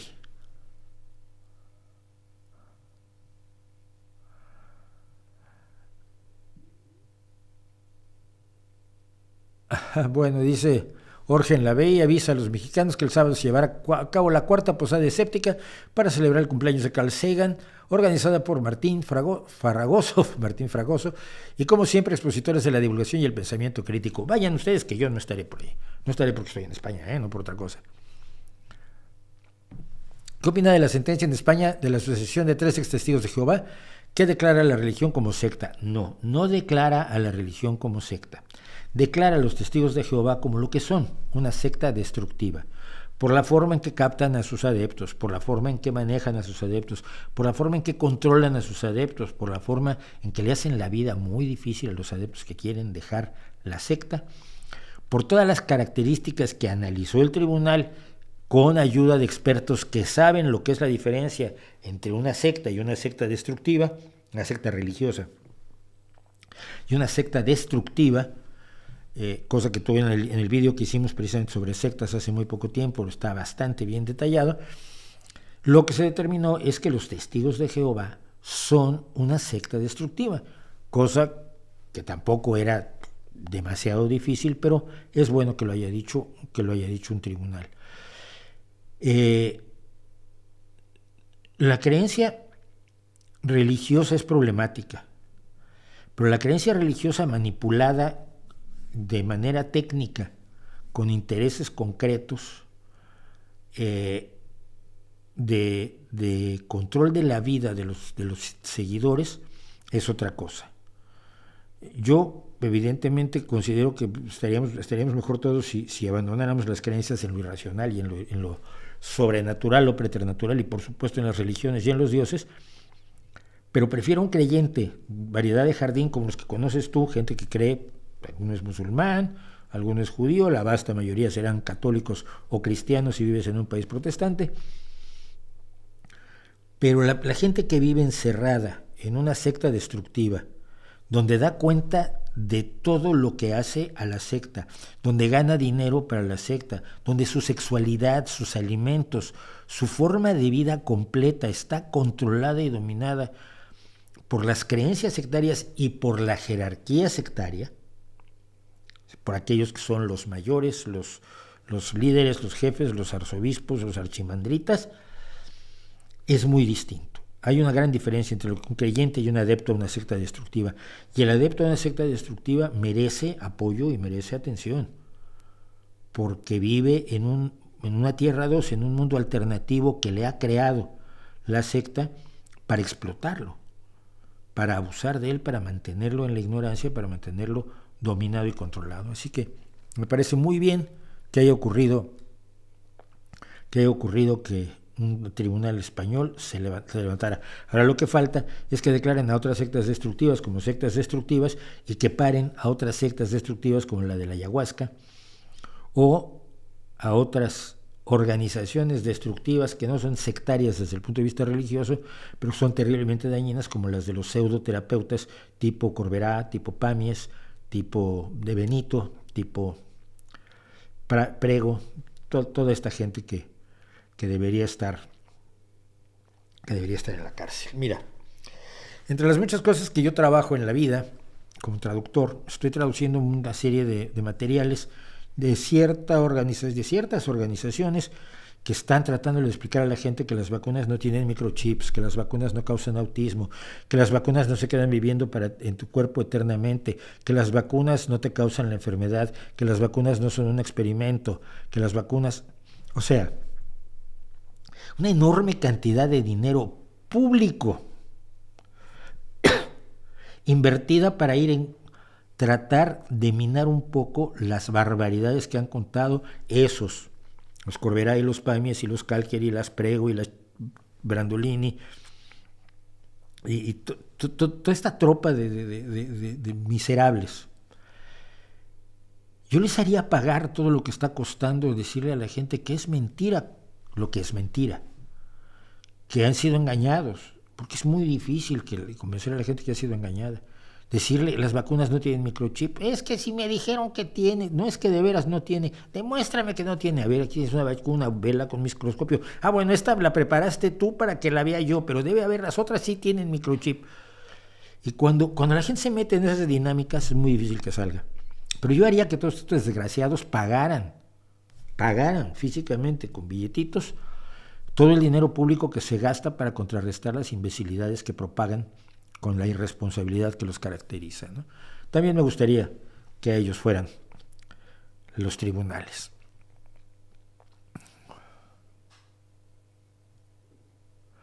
Dice David del Castillo, respecto al populismo, aparte de criticar el status quo y ofrecer soluciones fáciles, ¿no es también esencial en su discurso crear la sensación de que se está peor de lo que se cree? Sí, claro, es lo que dice Milei, estos son comunistas, es lo que dice Abascal, estos son fascistas, es lo que dice el señor que mandó aquí a Gamer, a Isco Gamer.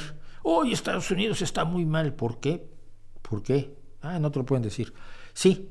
Evidentemente la idea de que se está peor de lo que se cree, que estamos, comunismo o libertad, era el lema de Ayuso para las últimas elecciones en Madrid, ¿no? Presentando a su opositor, a su adversario del Partido Socialista, con un comunista. No, ni sabes lo que es el comunismo probablemente, pero lo usas porque asusta a la gente, ¿no?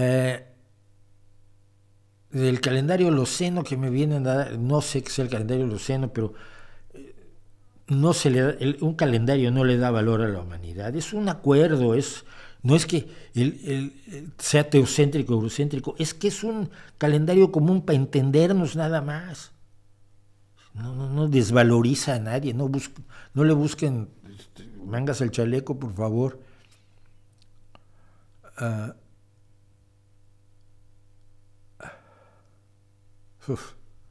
Javier, mi mujer cree que nuestra casa está afectada por una geopatía que le provoca problemas de salud, pero no encuentro manera de que vea que es un pensamiento irracional. Pues no lo sé, sobre todo si sus problemas de salud son imaginarios.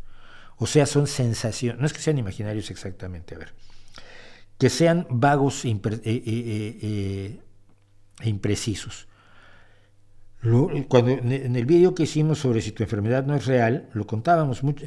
La gente que tiene este tipo que dice que tiene una geopatía o sensibilidad química, o sensibilidad electromagnética, etcétera, lo que tienen siempre son síntomas muy vagos e imprecisos. Se sienten mal, se sienten débiles, les duele el estómago, tienen diarrea,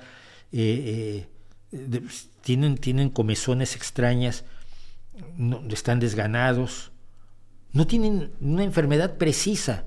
Cuando no tienes una enfermedad precisa, no te la provocas tú mismo, pero tú mismo te convences de que la tienes. Y claro, si sacas a tu mujer de allí, la llevas a otro lugar y se siente bien, lo único que estás haciendo es reforzarlo. Si no es una enfermedad real, un problema de salud diagnosticable real que tenga, es muy difícil. No tengo idea cómo se haga. Yo iría con un psicólogo, francamente, porque si es un problema de salud real, como por ejemplo una pancreatitis, y cuando la sacas de la casa sigue teniendo pancreatitis, pues ya tienes un elemento para decirle no fue la casa, ¿verdad?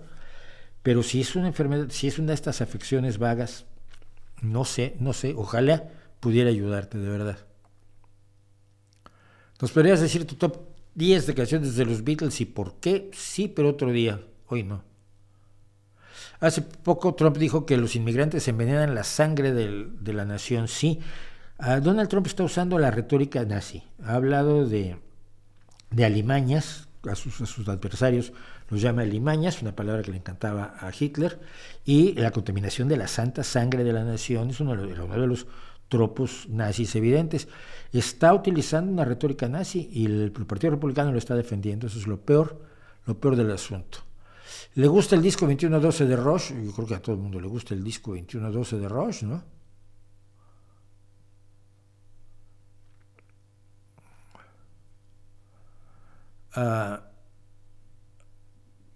¿Fue el actual contraofensiva ucraniano un fracaso? No. ¿Qué futuro inmediato le espera? Luchar hasta ganar. Punto. No hay más.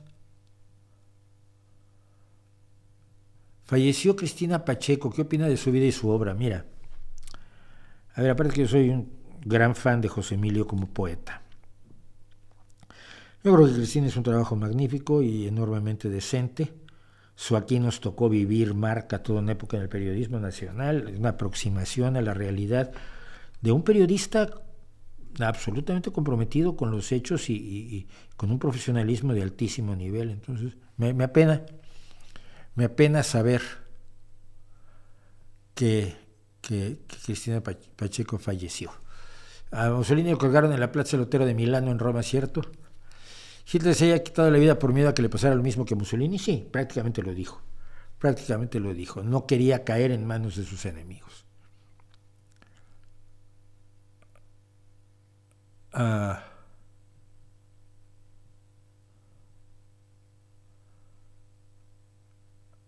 ¿Qué opinas de las fotografías de Hitler después de la guerra? Son como las fotografías de, no sé, de cualquiera que esté muerto después de que está muerto, ¿no? La fotografía de muertos fue una moda en Estados Unidos en el siglo XIX, pero nada más eso. No hay fotografías de Hitler después de la guerra. ¿Por qué murió?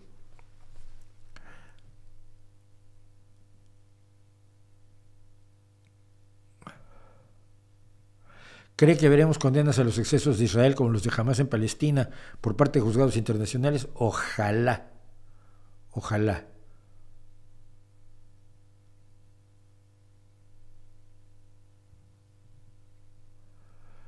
Bueno, teníamos... Muy curioso que han ido cayendo, pero... Hablábamos del Feng Shui el otro día, en uno de los vídeos a fondo, y alguien me hizo notar que Hong Kong está hecho con Feng Shui. ¿Cómo que Hong Kong está hecho con Feng Shui? Que es muy distinto. Bueno, resulta que en Hong Kong se la creen totalmente, más que en el resto de China, se creen la patraña del Feng Shui. Entonces, como ustedes saben, Feng Shui quiere decir aire y agua, quiere decir viento y agua, es la forma, el camino del viento y el agua, donde analiza el flujo del ki a través del planeta, de la Tierra, y establece cómo hacer que fluya bien el ki para que tengas mucha suerte, porque si fluye mal el ki y pones una maceta donde no tienes que ponerla, pues se va a morir tu abuelita. Y vas a tener mala suerte en otros sentidos. Entonces,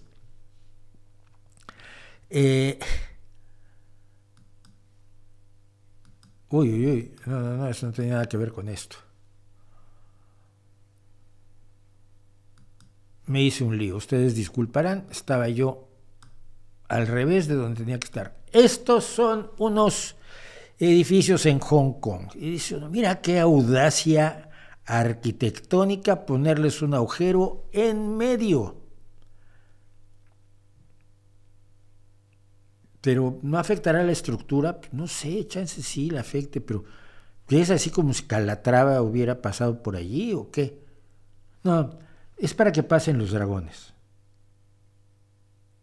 En serio.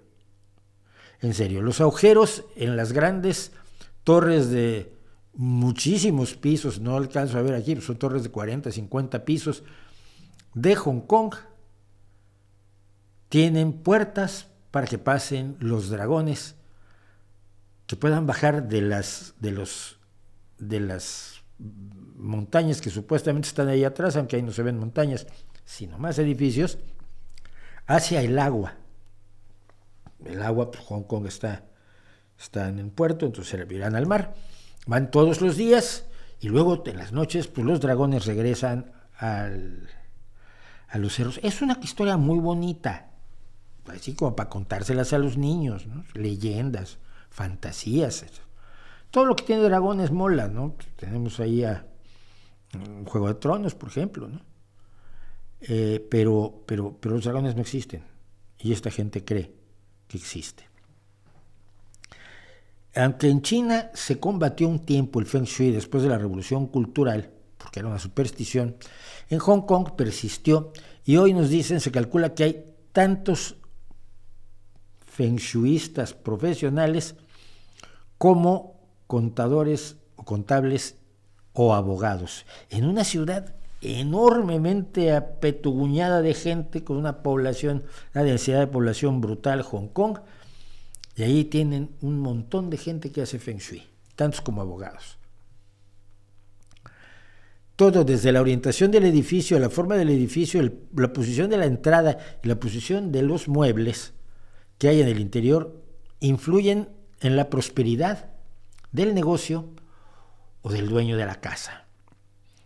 Entonces, se consulta a los practicantes del Feng Shui en casi todas las nuevas casas o planes de oficinas, planes de edificios de oficinas, o la compra de una casa o de un edificio. Compro el edificio, pues, a ver, vamos a ver los números del edificio, sí, y al del Feng Shui para que nos diga si lo compramos. Incluso los mayores proyectos arquitectónicos y de ingeniería en esta isla-nación, cada vez menos nación, cada vez más dependiente directamente de Pekín, se dictan o están dictados en gran medida por el Feng Shui. Y uno de esos ejemplos es esto. Pero el que a mí me tiene absolutamente enloquecido es este. Un edificio en el centro de Hong Kong, y Hong Kong es casi todo centro, decidió que se le daba igual el Feng Shui. Y es el Banco de China. Como verán ustedes, es un edificio distinto de la mayoría de los edificios de Hong Kong, porque es un edificio con muchos ángulos. Quienes estén solamente oyendo el podcast tienen que creerme que tiene ángulos y está formado por triángulos separados por barras que en la noche, por cierto, tienen una luz neón que lo hace que destaque en el panorama, ¿qué sería? La escenografía urbana, el panorama urbano de Hong Kong en la noche, pues esos zigzags de neón que son la torre del Banco de China. Y la gente alrededor, pues ¿qué creen ustedes? Como ustedes saben, Hong Kong es un centro de negocios y en todos los centros de negocios pues hay empresas que fracasan. Cuando fracasa una empresa cerca del banco, se debe a que este banco estuvo perforando el Feng Shui con sus ángulos. El dueño de un edificio cercano, al año de que hicieron el edificio del Banco de China, al año se murió. Y eso fue porque, pues, claro, su Feng Shui se lo rompió aquí los picos del Banco de China. Sé que suena absolutamente de cuento infantil, pero enfrente está el banco HSBC, que ustedes deben conocer, es uno de los grandes bancos internacionales. Bueno, pues puso en la parte de arriba esas dos cosas que parecen cañones y que dice el practicante de Feng Shui que son para desviar el mal ki del mal Feng Shui del edificio del Banco de China. Es como un manga. Sí, es como un manga, ¿no?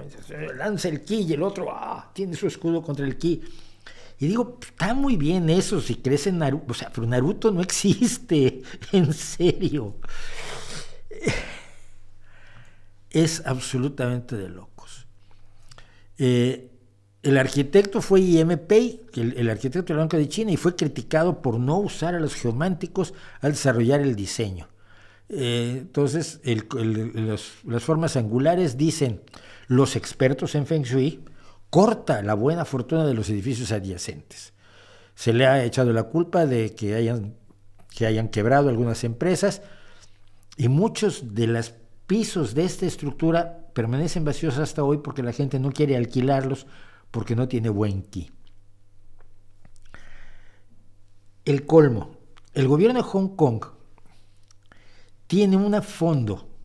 Háblenme ustedes de la malversación del dinero público.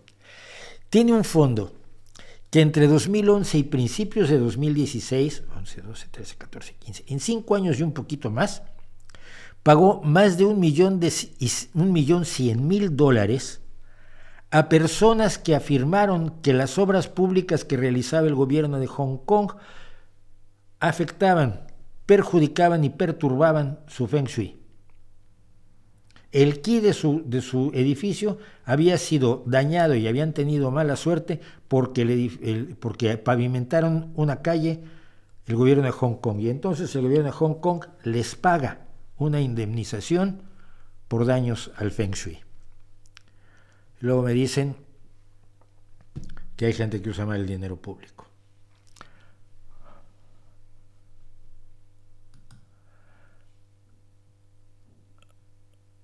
Bueno,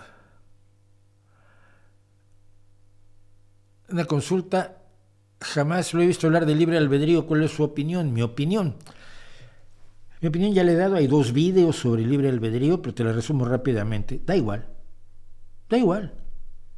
Si no tienes libre albedrío, pero tú crees que lo tienes, tú vas a actuar como si lo tuvieras. Y si lo tienes, hombre, úsalo con cuidado. Tú siempre vas a actuar como si tuvieras libre albedrío. ¿Qué importa que lo tengas o no lo tengas? Francamente, yo meterme con par de filósofos a dialogar sobre el tema y a argumentar sobre el tema, a ver si tenemos o no libre albedrío, me parece un desperdicio enorme de tiempo. Porque si yo mañana te demostrara de manera absolutamente fehaciente, con fórmulas y todo, que no tienes libre albedrío, vas a seguir comportándote como si lo tuvieras. Tu naturaleza es comportarse como si lo tuvieras. Punto. Tamarindístico. Bueno, perdón. Dice David Castillo que también vivía en Londres que en París. ¿Qué opinas de Elena Garro? Leí muy poco de ella y me parecía como un invento, ¿no? O sea, hacía los cuentos que había que hacer para que te la aplaudieran los que te aplaudían cuentos en aquel entonces, ¿no?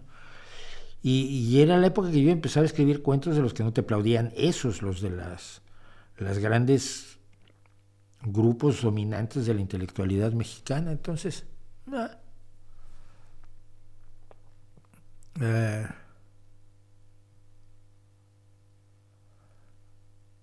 bueno, ¿qué se necesita para ser una persona como Mauricio? Pues supongo que ser hijo de Sofía y José, ¿no?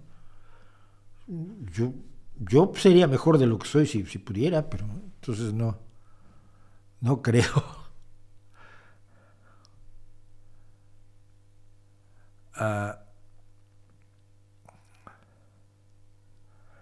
Bueno,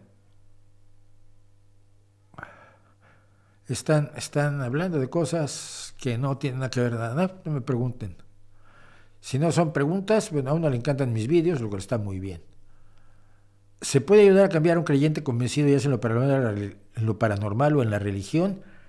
Sí se puede, pero nadie sabe exactamente cómo. Es como la publicidad, la mitad no sirve para nada, pero no sabes cuál mitad. Entonces, por eso hacemos todo lo que hacemos los que defendemos la razón, esperando que algo sirva. Y de vez en cuando alguien te dice que sirvió y entonces se siente uno muy bien por allí. Bien. Vamos a darle un susto a los neoprimitivistas. Los neoprimitivistas en ciertas cosas, y esta es una muy clara, no saben, pobrecillos, que son racistas. ¿Cómo? Son racistas. Sí, mira.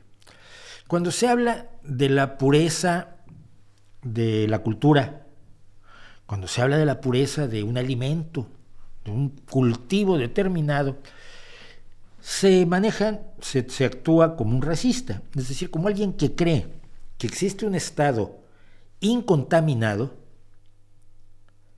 que es contaminado por elementos externos. Esto también sirve para el nacionalismo más nazi, contaminada la sangre de la nación, es contaminado por elementos externos y es necesario cerrarlo para impedir que sea contaminado. Es decir, impedir que nuestra cultura se vea contaminada por la influencia de los Estados Unidos, por ejemplo, o de España, o de Francia, o de Bélgica, o de la que te moleste a ti. Que tu cultura mantenga su pureza y las cosas sean como hace 1000 años. No hay ninguna tradición que sea como hace 1000 años. Por ejemplo, todas las canciones tradicionales, cuando uno se mete en las canciones tradicionales de culturas que han mantenido un buen registro de su música tradicional, no se remontan a más de 400 años. Y la gran mayoría del folclore de todos los países es del siglo XIX, XVIII. Pero creemos en la pureza de la cultura y creemos en la pureza de nuestros cultivos. Y en México esto se ha jugado de una manera especialmente perversa. Es decir, el maíz es puro y santo. Tiene un origen único. El teosinte fue domesticado por los primeros americanos, los que sí descubrieron América, lo fueron haciendo evolucionar. Nadie te explica bien cómo, porque la selección natural ya igual es una cosa muy darwinista. Pero lo fueron haciendo evolucionar hasta el maíz que tenemos hoy, en muchas variedades de maíz. En México hay muchas variedades de maíz. Es como la patata o la papa en Perú, que hay 2000 variedades de patata o de papa.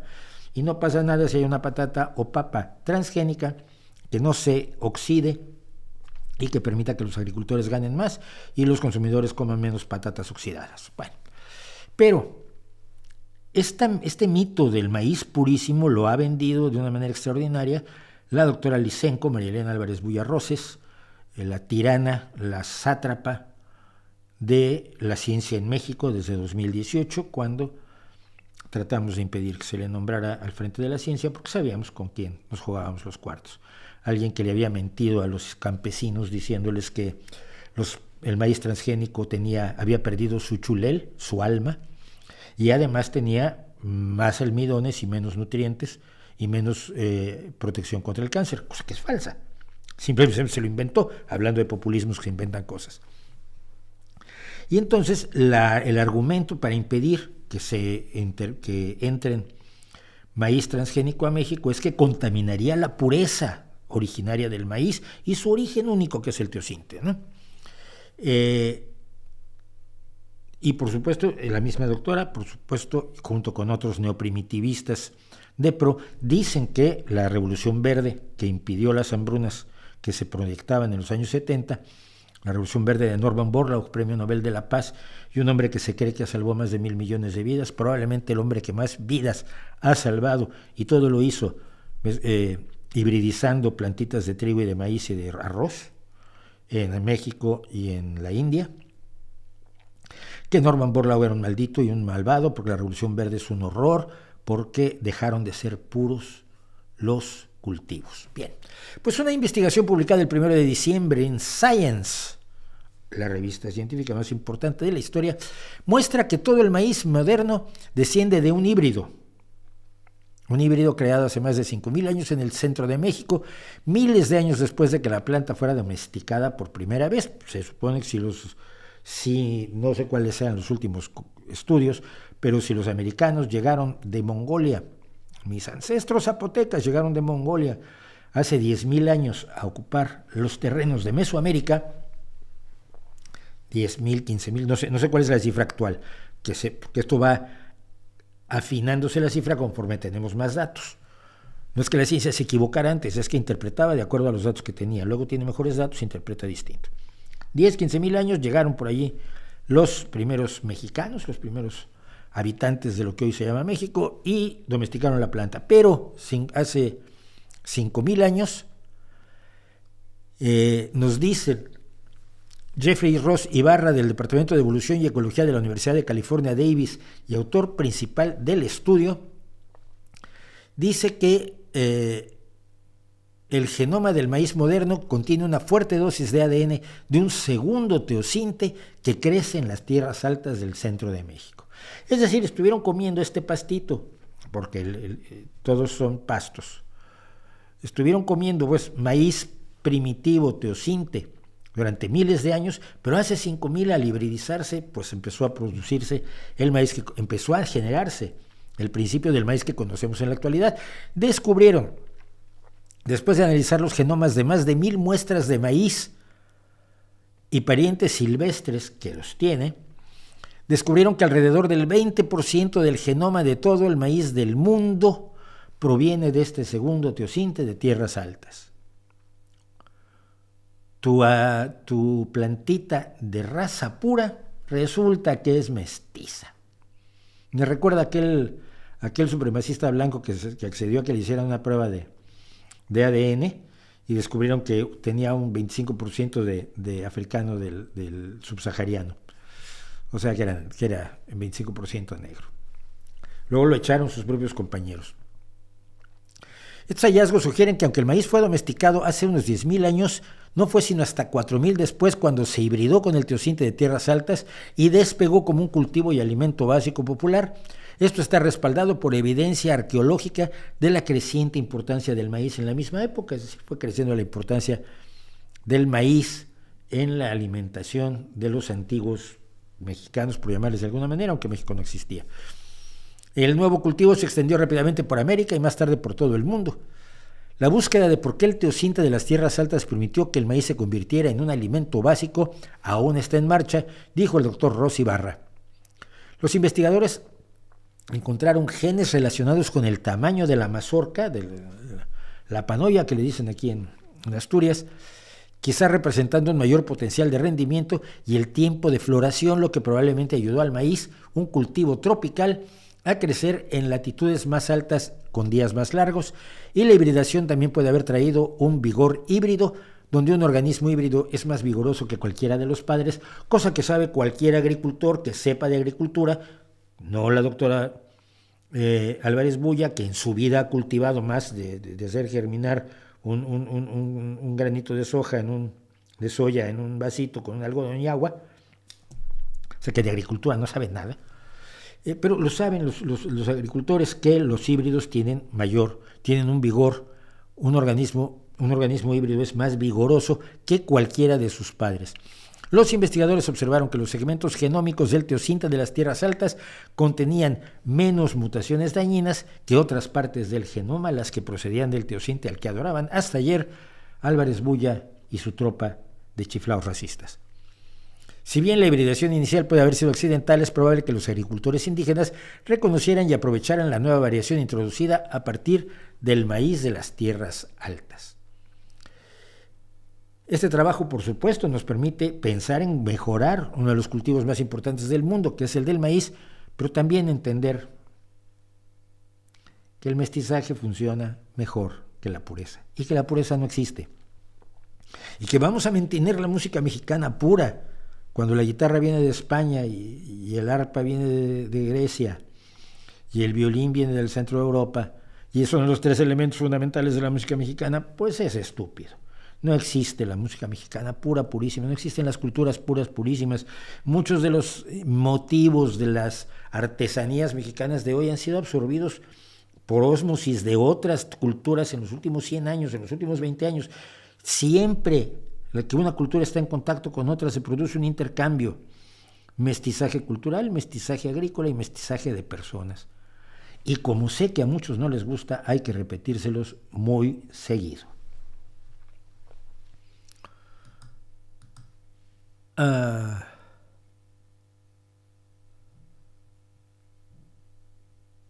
¿Qué piensas sobre que algunos científicos o académicos tratan mal a sus estudiantes al decirles que no sirven para nada, al estos cometer un error o que no dan la talla, etcétera, que es una actitud absolutamente miserable? Yo conocí un profesor así, y te voy a contar cómo era, o sea, a dónde llegaba su miseria moral.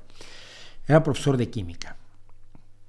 Cuando tú en quinto de bachillerato, es decir, bachillerato constaba de 6 años, de los 6 años pasados a la universidad, en quinto de bachillerato tenías química con él. Si él consideraba que no eras lo suficientemente apto para que fueras médico, ojo, él era ingeniero químico, o químico, no me acuerdo, pero vamos, su profesión era la química. No era médico, no era evaluador médico, no era sinodal en exámenes médicos, no, era profe de química en bachillerato. Si él decidía que no servías para la química, para la medicina, no te aprobaba nunca. Tú, debiendo una materia, podías pasar a sexto, pero una vez que estabas en sexto, no podías pasar a la universidad si no aprobabas química de quinto. Y si tú insistías en ser médico, él insistía en no aprobarte. Al grado de que hubo tribunales universitarios que se convocaron en México para analizar los resultados de los exámenes de algunos compañeros míos, o gente que yo conocí, compañeros de la misma escuela, que querían estudiar medicina y no podían porque no les aprobaba química de quinto. Porque él decía que no debían ser médicos. Tipo, nunca me cayó. A partir de ese momento me han dicho que es muy buena persona y luego se volvió un divulgador famosísimo. Me da igual. Eso no se hace. La función de un profesor no es esa. La función de un profesor es precisamente impulsar y mejorar la capacidad de los alumnos y sacar lo mejor de ellos, y lo mejor no se saca agrediéndolos, ni humillándolos, ni maltratando a la gente. Mira, si no te gusta ser profesor, vete. Hay muchas calles que barrer en el mundo, ¿eh? Pero un profesor está al servicio del alumno, no está al servicio de otra cosa. Y estar al servicio del alumno no se hace para nada maltratando. No me lo atino, no me lo alcanzo a imaginar hasta que me acuerdo que a principios del siglo XX todavía era normal pegarles a los niños en la escuela. Y en España durante todo el franquismo, hasta el 75, ¿eh? Y el 75 no está tan lejos. No está tan lejos como puedan creerlo ustedes. Milei dona su sueldo de diputado. ¿Ha visto eso de otro político? Lo he visto de políticos a los que hay quien los mantenga, y lo he visto de Pablo Iglesias. Donaba su sueldo a su propia productora de televisión. Bien bonito. Entonces donaba su sueldo para seguir haciendo sus programas de televisión. Esto antes que lo contrataran los ayatolas. Me recomiendan a Haggard. El documental de George Carlin en HBO Max, seguramente sí. Cat Williams, no lo conozco.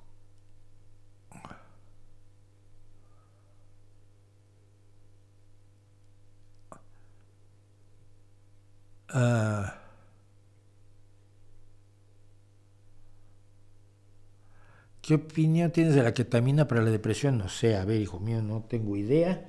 No soy médico, ni pretendo simular, ni siquiera hago el papel de uno en la televisión, como se solían decir. La ciencia que dice que caminando descalzo se vuelve la sangre menos viscosa, es una estupidez. Absoluta estupidez. Se puede medir la viscosidad de la sangre, eso sí. Me gustaría que hicieran el examen.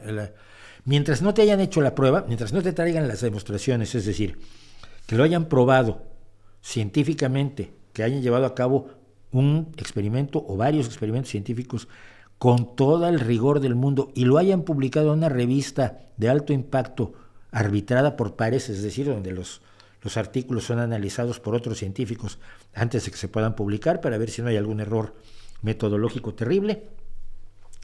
Cuando tengan esos estudios publicados, hazles caso, antes no.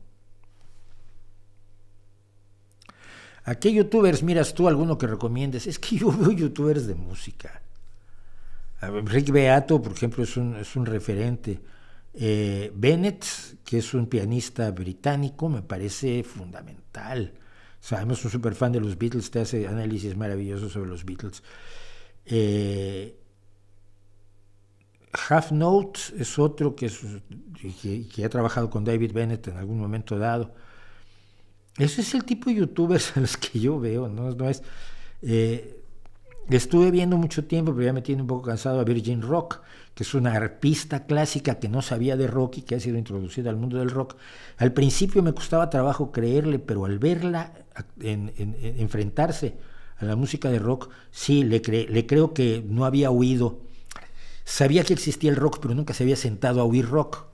Es como si tú sabes que existe, no sé, el reggae, pero nunca te has metido a analizar el reggae, a estudiar reggae, a ver las letras, a analizar las cuestiones rítmicas y melódicas y armónicas del reggae. Por poner un caso del reggae, que es mucho más limitado que el rock. De hecho, el reggae podría ser parte del rock, pero bueno, vale como ejemplo. Y esta mujer, de pronto, como arpista y como música clásica, ha estado entrando en el mundo del rock y era entretenido verla. Ahí, Dios mío, ahora olvidé su nombre, por supuesto, pero es un nombre complicado, de una soprano de música clásica que analiza vocalmente a cantantes de todos los géneros también. The Charismatic Voice se llama su canal, La Voz Carismática. A esa la veo mucho. Y así no veo youtubers, es muy raro. Incluir referencias para los vídeos de la sección a fondo. No. Primero que nada porque son de todos lados. Segundo porque es enormemente complicado.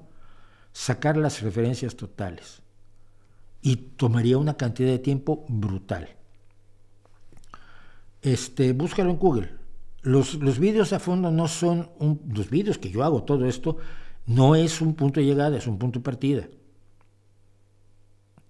Pero es que a veces, por ejemplo, estoy investigando algo y resulta que hay el nombre de una persona que no sé en qué siglo nació, en qué año nació, y es relevante para lo que estoy haciendo. Entonces voy a otra fuente a buscar la fecha en que nació. Esa fuente la debería yo consignar, junto con la fuente otra. Si paso por 65, 70 sitios web para investigar algo como el vídeo de ayer, obviamente puedo citar, ya te dije de dónde saqué lo de la Biblia, ¿no? Pues está dicho allí, es la Biblia del Vaticano. Pero si todo lo demás, ¿en qué fuente fui a averiguar lo de Jefté? Porque a partir de allí ya regresé a la Biblia, pero primero tenía que haber averiguado lo de Jefté. Pero ¿qué quiere decir holocausto? ¿Quiere decir que la quema viva o la quema muerta? Entonces vamos a ver cuál es el holocausto, cuáles son las costumbres de los judíos para el sacrificio, para el holocausto. Y entonces puedo estar 20 minutos analizando en 7 documentos distintos hasta encontrar donde me dicen que no, que el animal que se quema debe estar muerto y que por lo tanto el que dijo que Jefté había quemado viva a su hija estaba siendo escandaloso, porque los animales tienen que estar muertos cuando los quemas como sacrificio para Dios. Te pongo esos 8 referencias y me tomo el tiempo de escribirlas todas como referencias, ni loco. Y como detalles como ese del sacrificio de la hija de Jefté en la Biblia, enfrento 30, 40, 50 en cada investigación que hago para un video. Entonces no, es un punto de partida, busca si es cierto o no, si mentí me avisas, pero nada más. No doy las referencias, están allí, y además otra cosa, generalmente están en inglés. Mucha de la información que yo saco está en inglés, porque no está en español. La primera vez que está en español es en mis vídeos.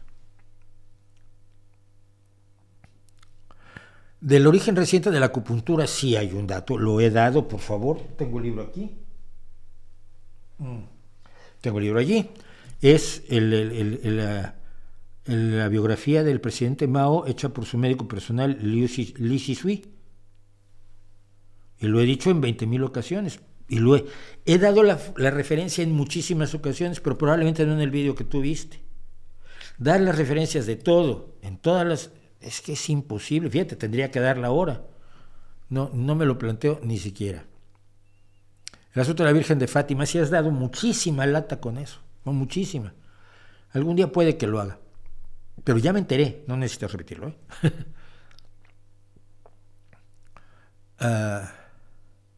Los espejos también son considerados muy fuertes energéticamente en el Feng Shui, claro, como reflejan la luz, pues han de reflejar el Qi. El Qi te importa. Gracias por su trabajo, de nada. Dice, bueno, ahí están ustedes en su día. 2 dudas de Juli Vargas.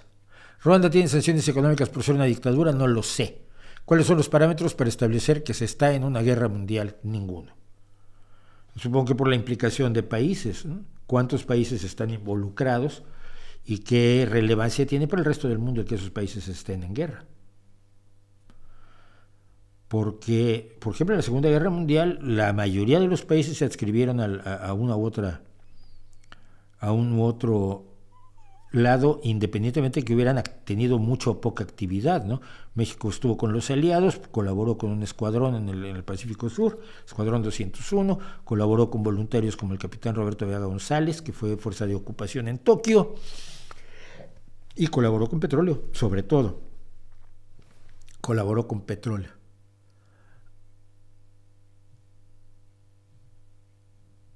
Bueno, hay un seguimiento que hay que hacer un seguimiento, porque me sorprendió enormemente, y me sorprendió enormemente sobre todo por el tipo de cobertura que algunas personas le dan en España, me tira la risa. Comentábamos que 120 o 130, ya la cifra no es muy clara, mecánicos en una treintena de talleres que tiene Tesla en Suecia decidieron sindicalizarse y pedir un convenio colectivo de trabajo, y Elon Musk les dijo que no, porque eso es así como establecer diferencias entre clases. Mira, papá, tú eres el hombre más rico del mundo, o uno de los hombres más ricos del mundo, yo soy un mecánico en uno de tus talleres, hay una diferencia. No me vengas con que somos todos iguales. Sí, pero tú eres bastante más igual que yo en muchas cosas, y entre otras eres mi patrón. Así que quiero un convenio colectivo de trabajo. Y como les dijo que no a los suecos se fueron a la huelga en octubre, y otra serie de sindicatos en Suecia se solidarizaron con ellos porque el movimiento obrero es así.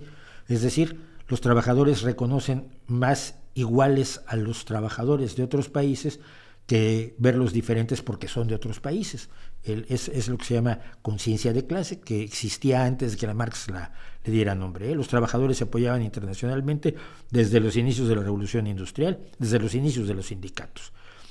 El movimiento es internacional. Entonces, pues los de otros países como Finlandia, Dinamarca, Noruega, que están cerca de Suecia, empezaron a solidarizarse, a negarse a pintar los coches Tesla, a negarse a cambiarles las ruedas, a negarse a descargarlos de los barcos que los traían para venderlos en Noruega, que es el tercer mercado más grande de Tesla en el mundo, increíblemente.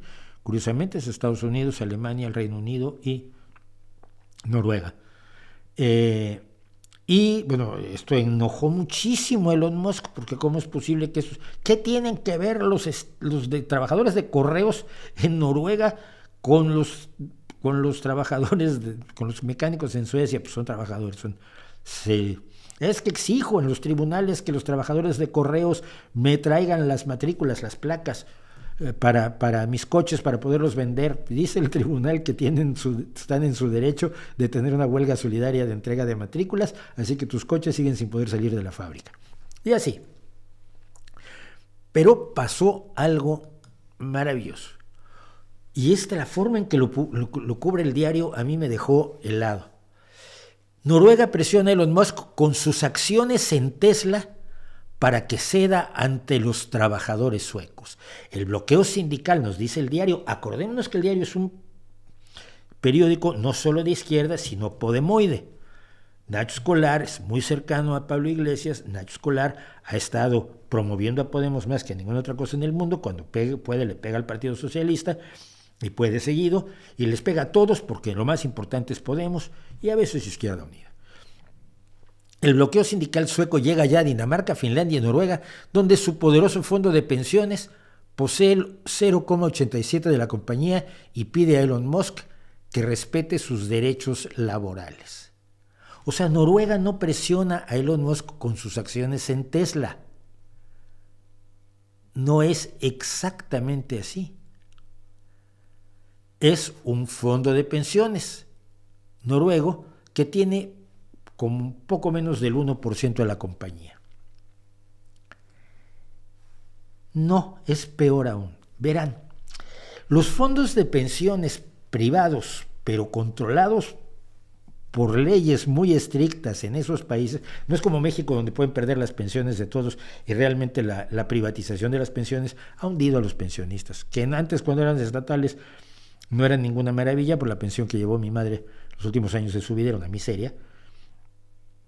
Pero actualmente los fondos de pensiones manejados por los bancos, fondos de pensiones que inventó Salinas, pues hacen ricos a los bancos, pero no tienen ningún compromiso para que los trabajadores realmente tengan una pensión digna cuando terminen su vida laboral.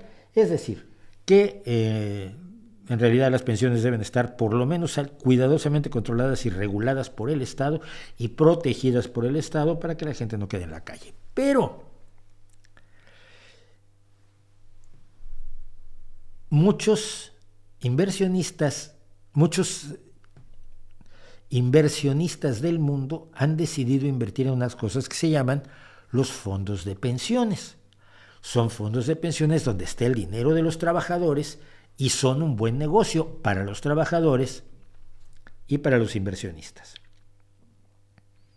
En Estados Unidos, Cuando tú dices, es la Coca-Cola o es tal empresa, son unos malvados, tú te imaginas al dueño de la empresa haciendo cosas malas, ¿no? Cosas nazis, como diría Peter. Te imaginas al dueño de la empresa decidiendo cosas así en su gran escritorio de caoba. La gran mayoría de las empresas son propiedad de inversionistas y de inversionistas institucionales. Los inversionistas institucionales son los fondos de pensiones. Los mayores inversionistas institucionales son los fondos de pensiones.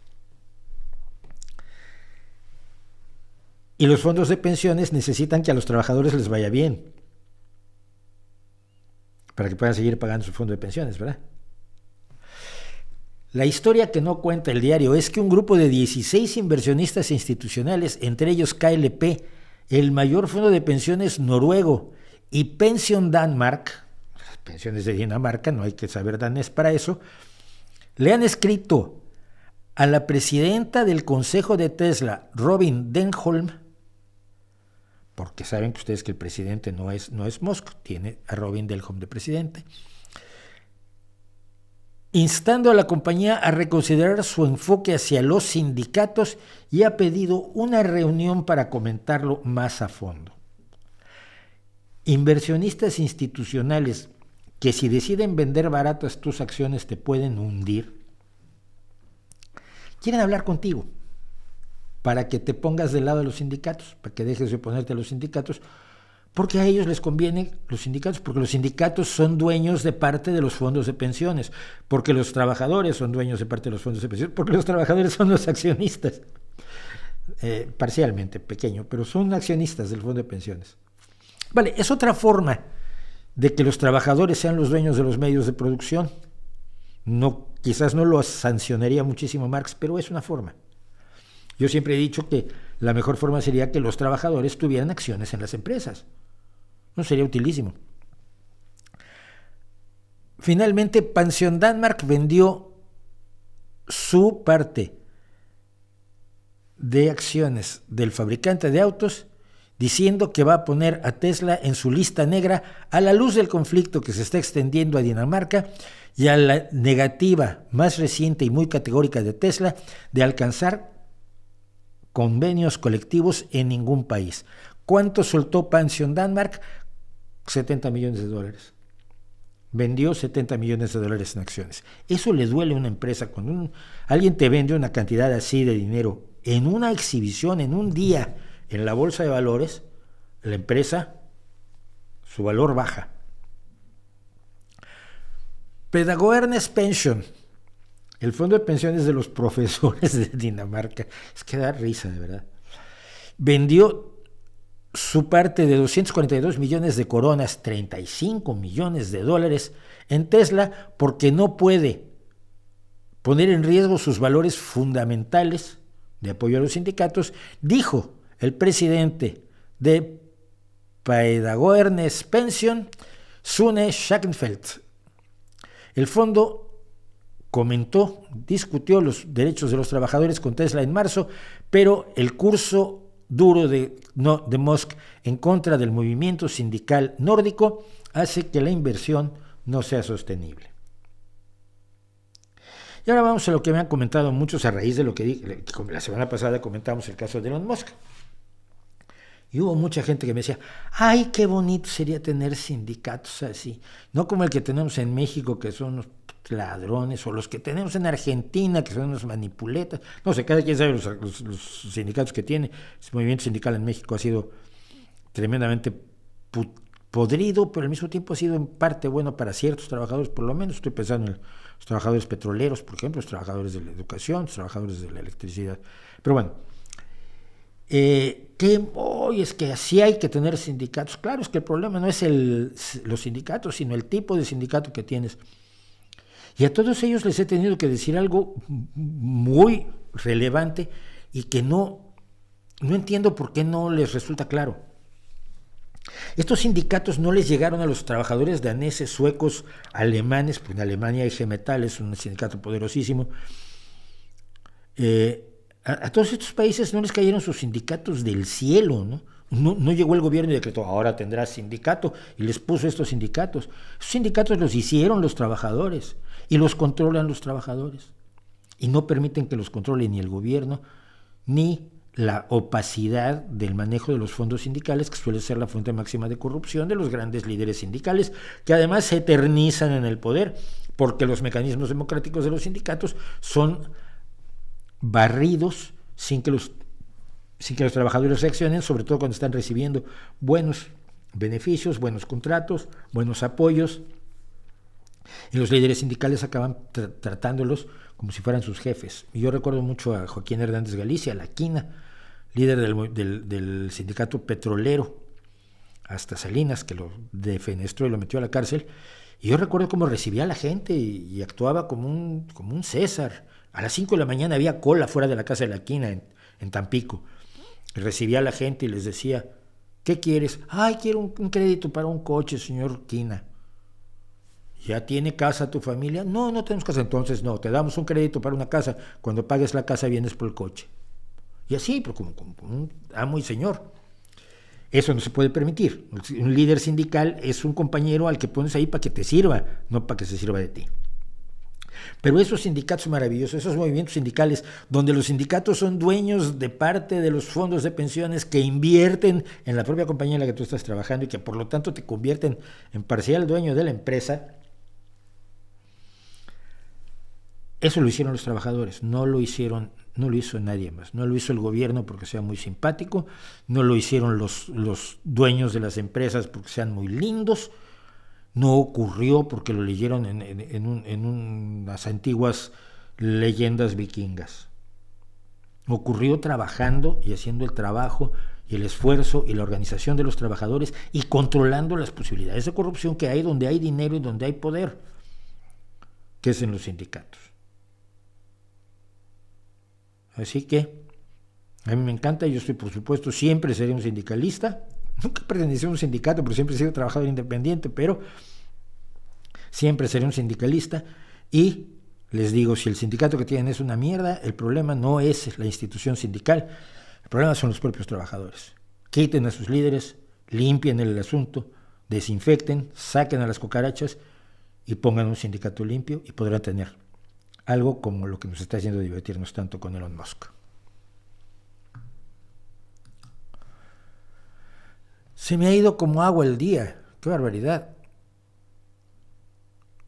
Las pelis de ciencia ficción ya ni las vamos a ver, yo creo. Quiero hablar de algo que me parece muchísimo más grave.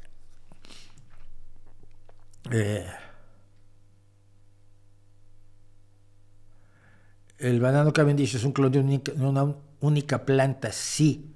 Este es de hecho, esto es muy interesante. El plátano, todos los plátanos son iguales, genéticamente, son clones. Y había un tipo de plátano que fue víctima de una plaga en los años 50, 60 del siglo pasado, y fue sustituido por la banana Cavendish que conocemos ahora. La gente dice muchas veces, ¿por qué el sabor artificial a plátano? O sea, pues, cuando uno compra algo con sabor artificial a fresa, pues más o menos sabe a fresa o a manzana. Pero el plátano sabe rarísimo, sabe muy distinto del plátano. Es que sabe a plátano del que había antes. Pero efectivamente, todos los plátanos son iguales, son clones de una sola planta. Y el riesgo es precisamente que una plaga que se logre entrarle a esa especie en concreto, no va a haber variedad, no va a haber representantes de la especie que sean más resistentes a esa plaga porque todos son genéticamente idénticos. No leí a Patrick Rothfuss nunca, lo siento, Laura, de verdad. Carolina Zebrowska, a ella la veía yo mucho, ahora menos, fíjate. Me empezó a aburrir porque estaba arreglando su departamento al estilo de los años 30 y pues, no, me aburría su selección de papel tapiz y demás, pero soy muy fan. Lo que hacía de historia de la moda me encantaba. Ella y la otra chica, la británica, porque Carolina es polaca. Y acaba de hacer un video estupendo sobre el envejecimiento y la imagen personal. Lo voy a ir a ver. Soy gran fan de Carolina. Me parece una mujer tan interesante. Es increíble. ¿Qué revista científica recomienda? No, ninguna. Las revistas científicas son para que las lean los científicos. Si te pones a leer Nature o Science, pues yo diría que nuestra opción siempre es National Geographic. En español está muy interesante. Está Quora. No, Cuo, perdón. Está un reportaje para Cuo sobre ovnis. Son las que yo conozco nada más. Ahí está, lo contaba después Ronnie Kaiser, que a mediados del siglo XX se enfermó la Gros Michel y se pasó a la Cavendish. Efectivamente, esa es la historia. Esa es la historia de esos players. Y a mí que me encanta, mi hijo y yo somos verdaderamente feroces. Mauricio, ¿qué te parece la película mexicana Macario? Me parece una de las mejores películas mexicanas, fíjate, la música,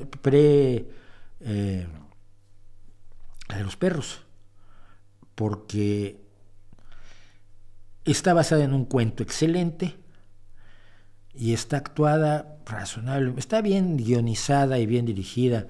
Yo a López Tarso nunca me lo pude creer como indígena, ¿qué crees? Por la enorme estereotipación, pero que era una estereotipación del indígena que usaba todo el cine mexicano y de la televisión mexicana. Con eso nos generó a Madaleno y al otro y a la India María, un montón de gente que hacía un indígena estereotípico, medio bobo, medio ignorante, incapaz ni siquiera de hablar el español correctamente, etcétera, ¿no? Entonces eso me molestaba, pero creo que es una película decente dentro de lo razonable. Andrea, actores no, ni Logo en otros lados, no sé. Peripecia virtual en torno a ser traductor técnico, ¿cómo terminaste en eso? Muy fácil, sé inglés. Traduje algunas novelas cuando era joven y películas para sobrevivir. Pero luego pues, me dediqué a la ciencia ficción, me dediqué a escribir, me dediqué a ser guionista, me dediqué a la divulgación científica, y cuando me vine a España y me quedé sin ninguna otra cosa que hacer, me ofrecí como traductor, y dado que sé de ciencia y de técnica y que sé consultar asuntos de ciencia y de técnica, pues me convertí en traductor técnico. No fue nada planeado siquiera, no creo que sea un camino que se pueda seguir, porque la cultura general que tenía yo, por ejemplo, cuando hacía yo comunicación audiovisual, trabajé mucho con distintas fábricas, conocí procesos industriales, estuve fotografiando fábricas, hablando con gente que hacía desde dobladoras de lámina hasta patatas fritas, ¿no? Y esto sirvió para que pudiera yo. Luego me han puesto desafíos terribles en algunas áreas técnicas, pero en general ese fue más o menos el camino, así rápidamente. Quienes dicen que los ateos no deberíamos tener derecho a los feriados, ya que no creemos en fiestas católicas. Y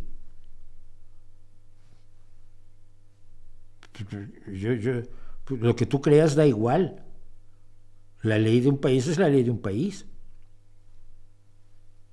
Si el país decide que en Navidad descansamos todos. ¿Qué tiene que ver mis creencias personales? Esto no es un asunto de eso. Yo no hago el feriado por la cuestión religiosa, lo hago porque las leyes de mi país así me lo exigen. Igual descanso un día a la semana, no porque crea que Dios dijo que había que mantener el séptimo día santo. Lo hago porque es razonable dentro de la jornada laboral trabajar 8 horas diarias, 5 días a la semana. Aunque yo trabajo 13 horas diarias, 7 días a la semana, pero es otra historia.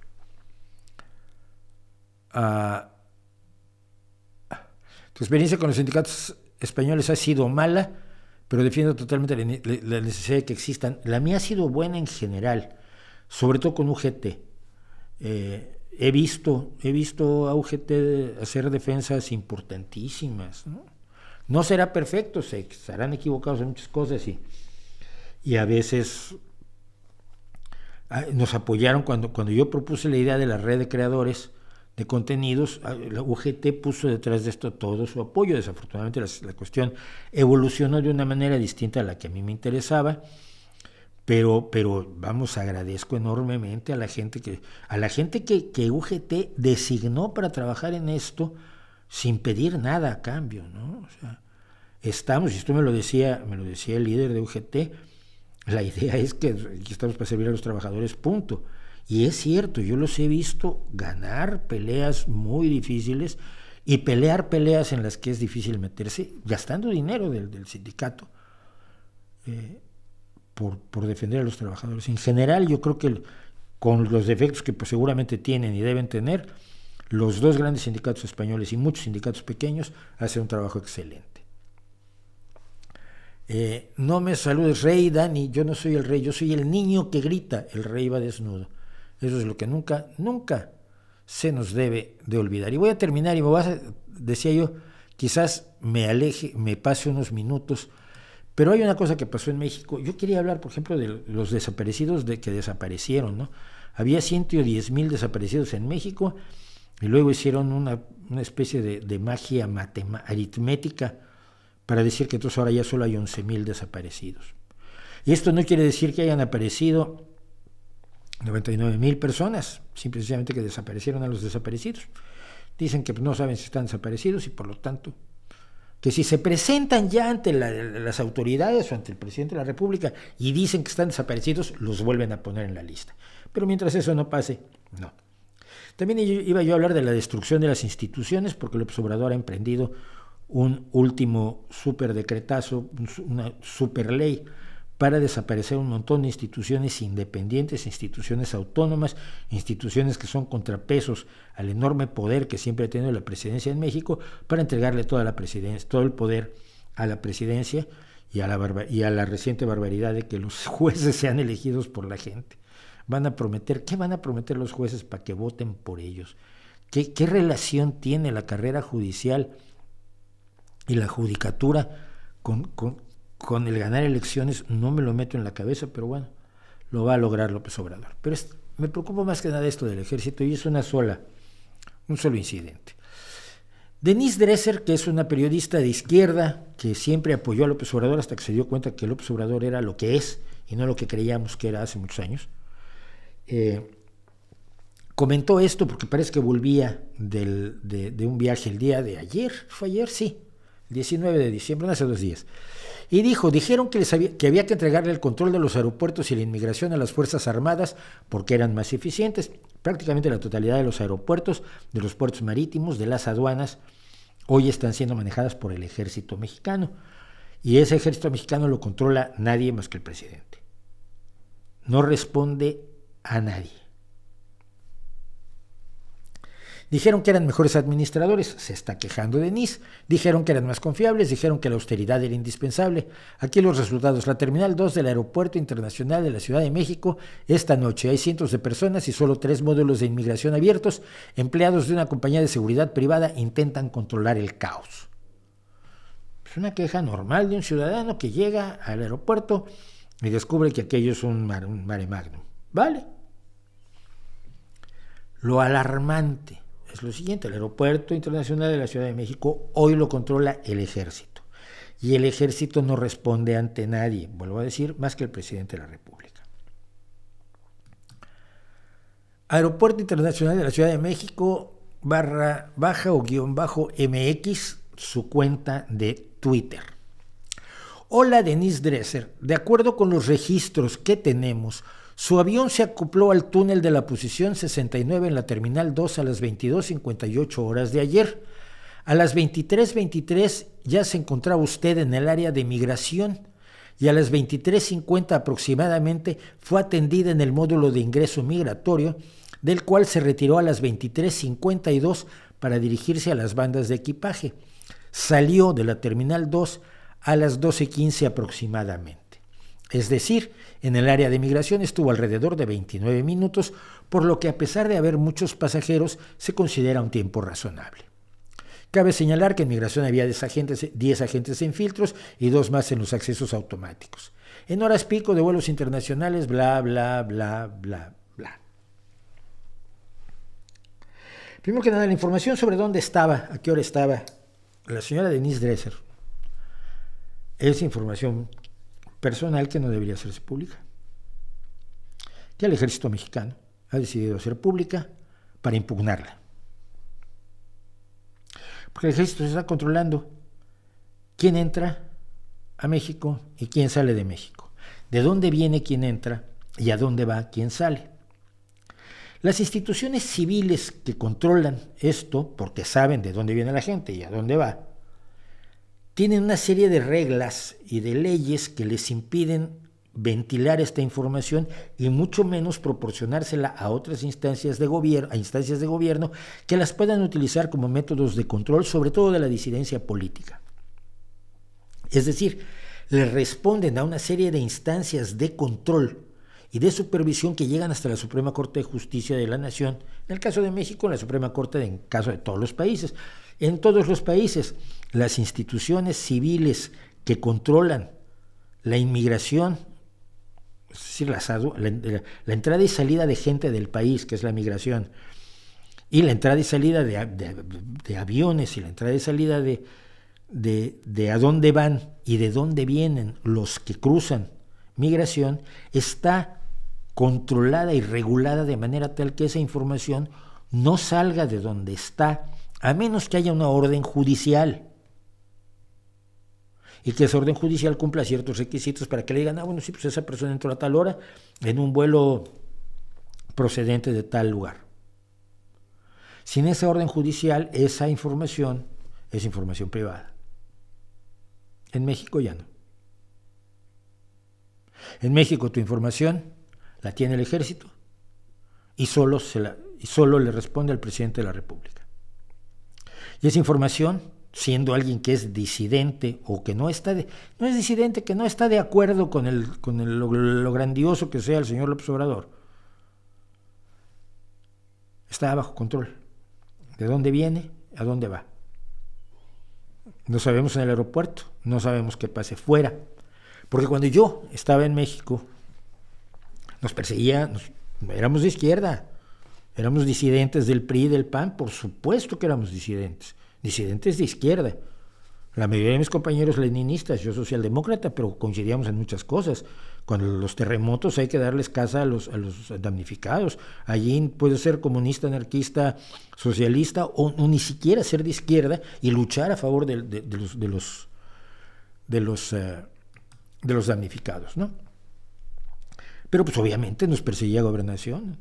Alguna vez alguien me dijo, vi una foto tuya cuando estabas tomando clase en la universidad. ¿Y a qué hora me tomaron una foto tomando clase en la ENEP Iztacala, el año que se inauguró la ENEP Iztacala? Fue el año que estuve ahí, luego estuve en la Universidad Abierta. ¿Cómo me tomó subrepticiamente una foto que está en mi folio y además yo nunca me metí en nada grave?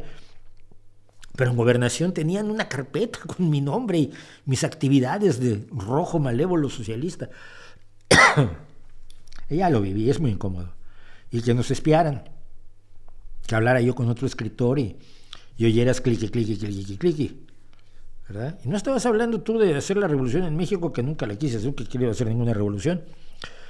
Pero hablábamos de, por ejemplo, de novelas y de qué estabas haciendo con tal personaje y cómo resolvías tal cosa. Y es que hice un capítulo bien bonito con un personaje que maté 4 capítulos antes. ¿Qué nos pasa seguido? Cosas así. Y nos estaban oyendo. Pero no era el ejército. Había otras instancias. Era gravísimo. Y era aterrador. Por supuesto que era aterrador. El día que Zedillo me mandó todos sus discursos a mi casa con un mensajero, a mí me dio mucho miedo pensar que Zedillo sabía dónde vivía yo, siendo que yo era un disidente y además escribí un libro sobre los primeros 100 días del gobierno de Zedillo, que no le cayó nada bien. Pero ahora todo eso lo tiene el ejército. Pregúntenme si quiero volver a México. La respuesta es, cuando la tropa vuelva a donde tiene que estar, a los cuarteles, y haciendo maniobras militares, y dejando en paz todo aquello que debería estar haciendo la sociedad civil, que es responsabilidad de la sociedad civil, que es prerrogativa de la sociedad civil, porque un país lo debe controlar su sociedad civil y no su ejército. Si lo controla su ejército se llama de otro modo. Con eso acabo de terminar. Muchísimas gracias por estar conmigo. Muchísimas gracias por acompañarme. Muchísimas gracias por aguantarme. Muchísimas gracias por preguntar. Muchísimas gracias por pelearse poco en el chat. Nos vemos la próxima semana. El miércoles, no sé qué tengo preparado para el miércoles. Algo intentaré hacer. El jueves sí, seguro hay streaming. Es 28 de diciembre, es Día de los Inocentes, pero no voy a hacer una inocentada. No se preocupen. Probablemente haremos un resumen del año. Y recomiéndenos, apóyennos si pueden. De veras es horrible pedir, es que yo no estoy hecho para pedir, yo estoy hecho para trabajar y ganarme las cosas, pero en este caso, ayúdenos, recomiéndenos, comenten lo que se hace, pasen los vídeos, hay 500, hay muchísimo más de 500 videos, debe haber como 2000 videos, desde de los cortitos a los a fondo, que pueden ustedes recomendarle a la gente, que pueden ustedes rolar por allí, y si pueden apoyarnos se los agradeceré muchísimo, y darle like, y darle me suscribo, y así lograr que este año que termina sea solo un año menos y un año más, y en 2024 tengamos muchísimo de qué comentar aquí en El Rey va Desnudo y sus múltiples advocaciones. Entre tanto, como siempre, nos vemos, y ahí les dejo mi reputación para que la hagan pedazos.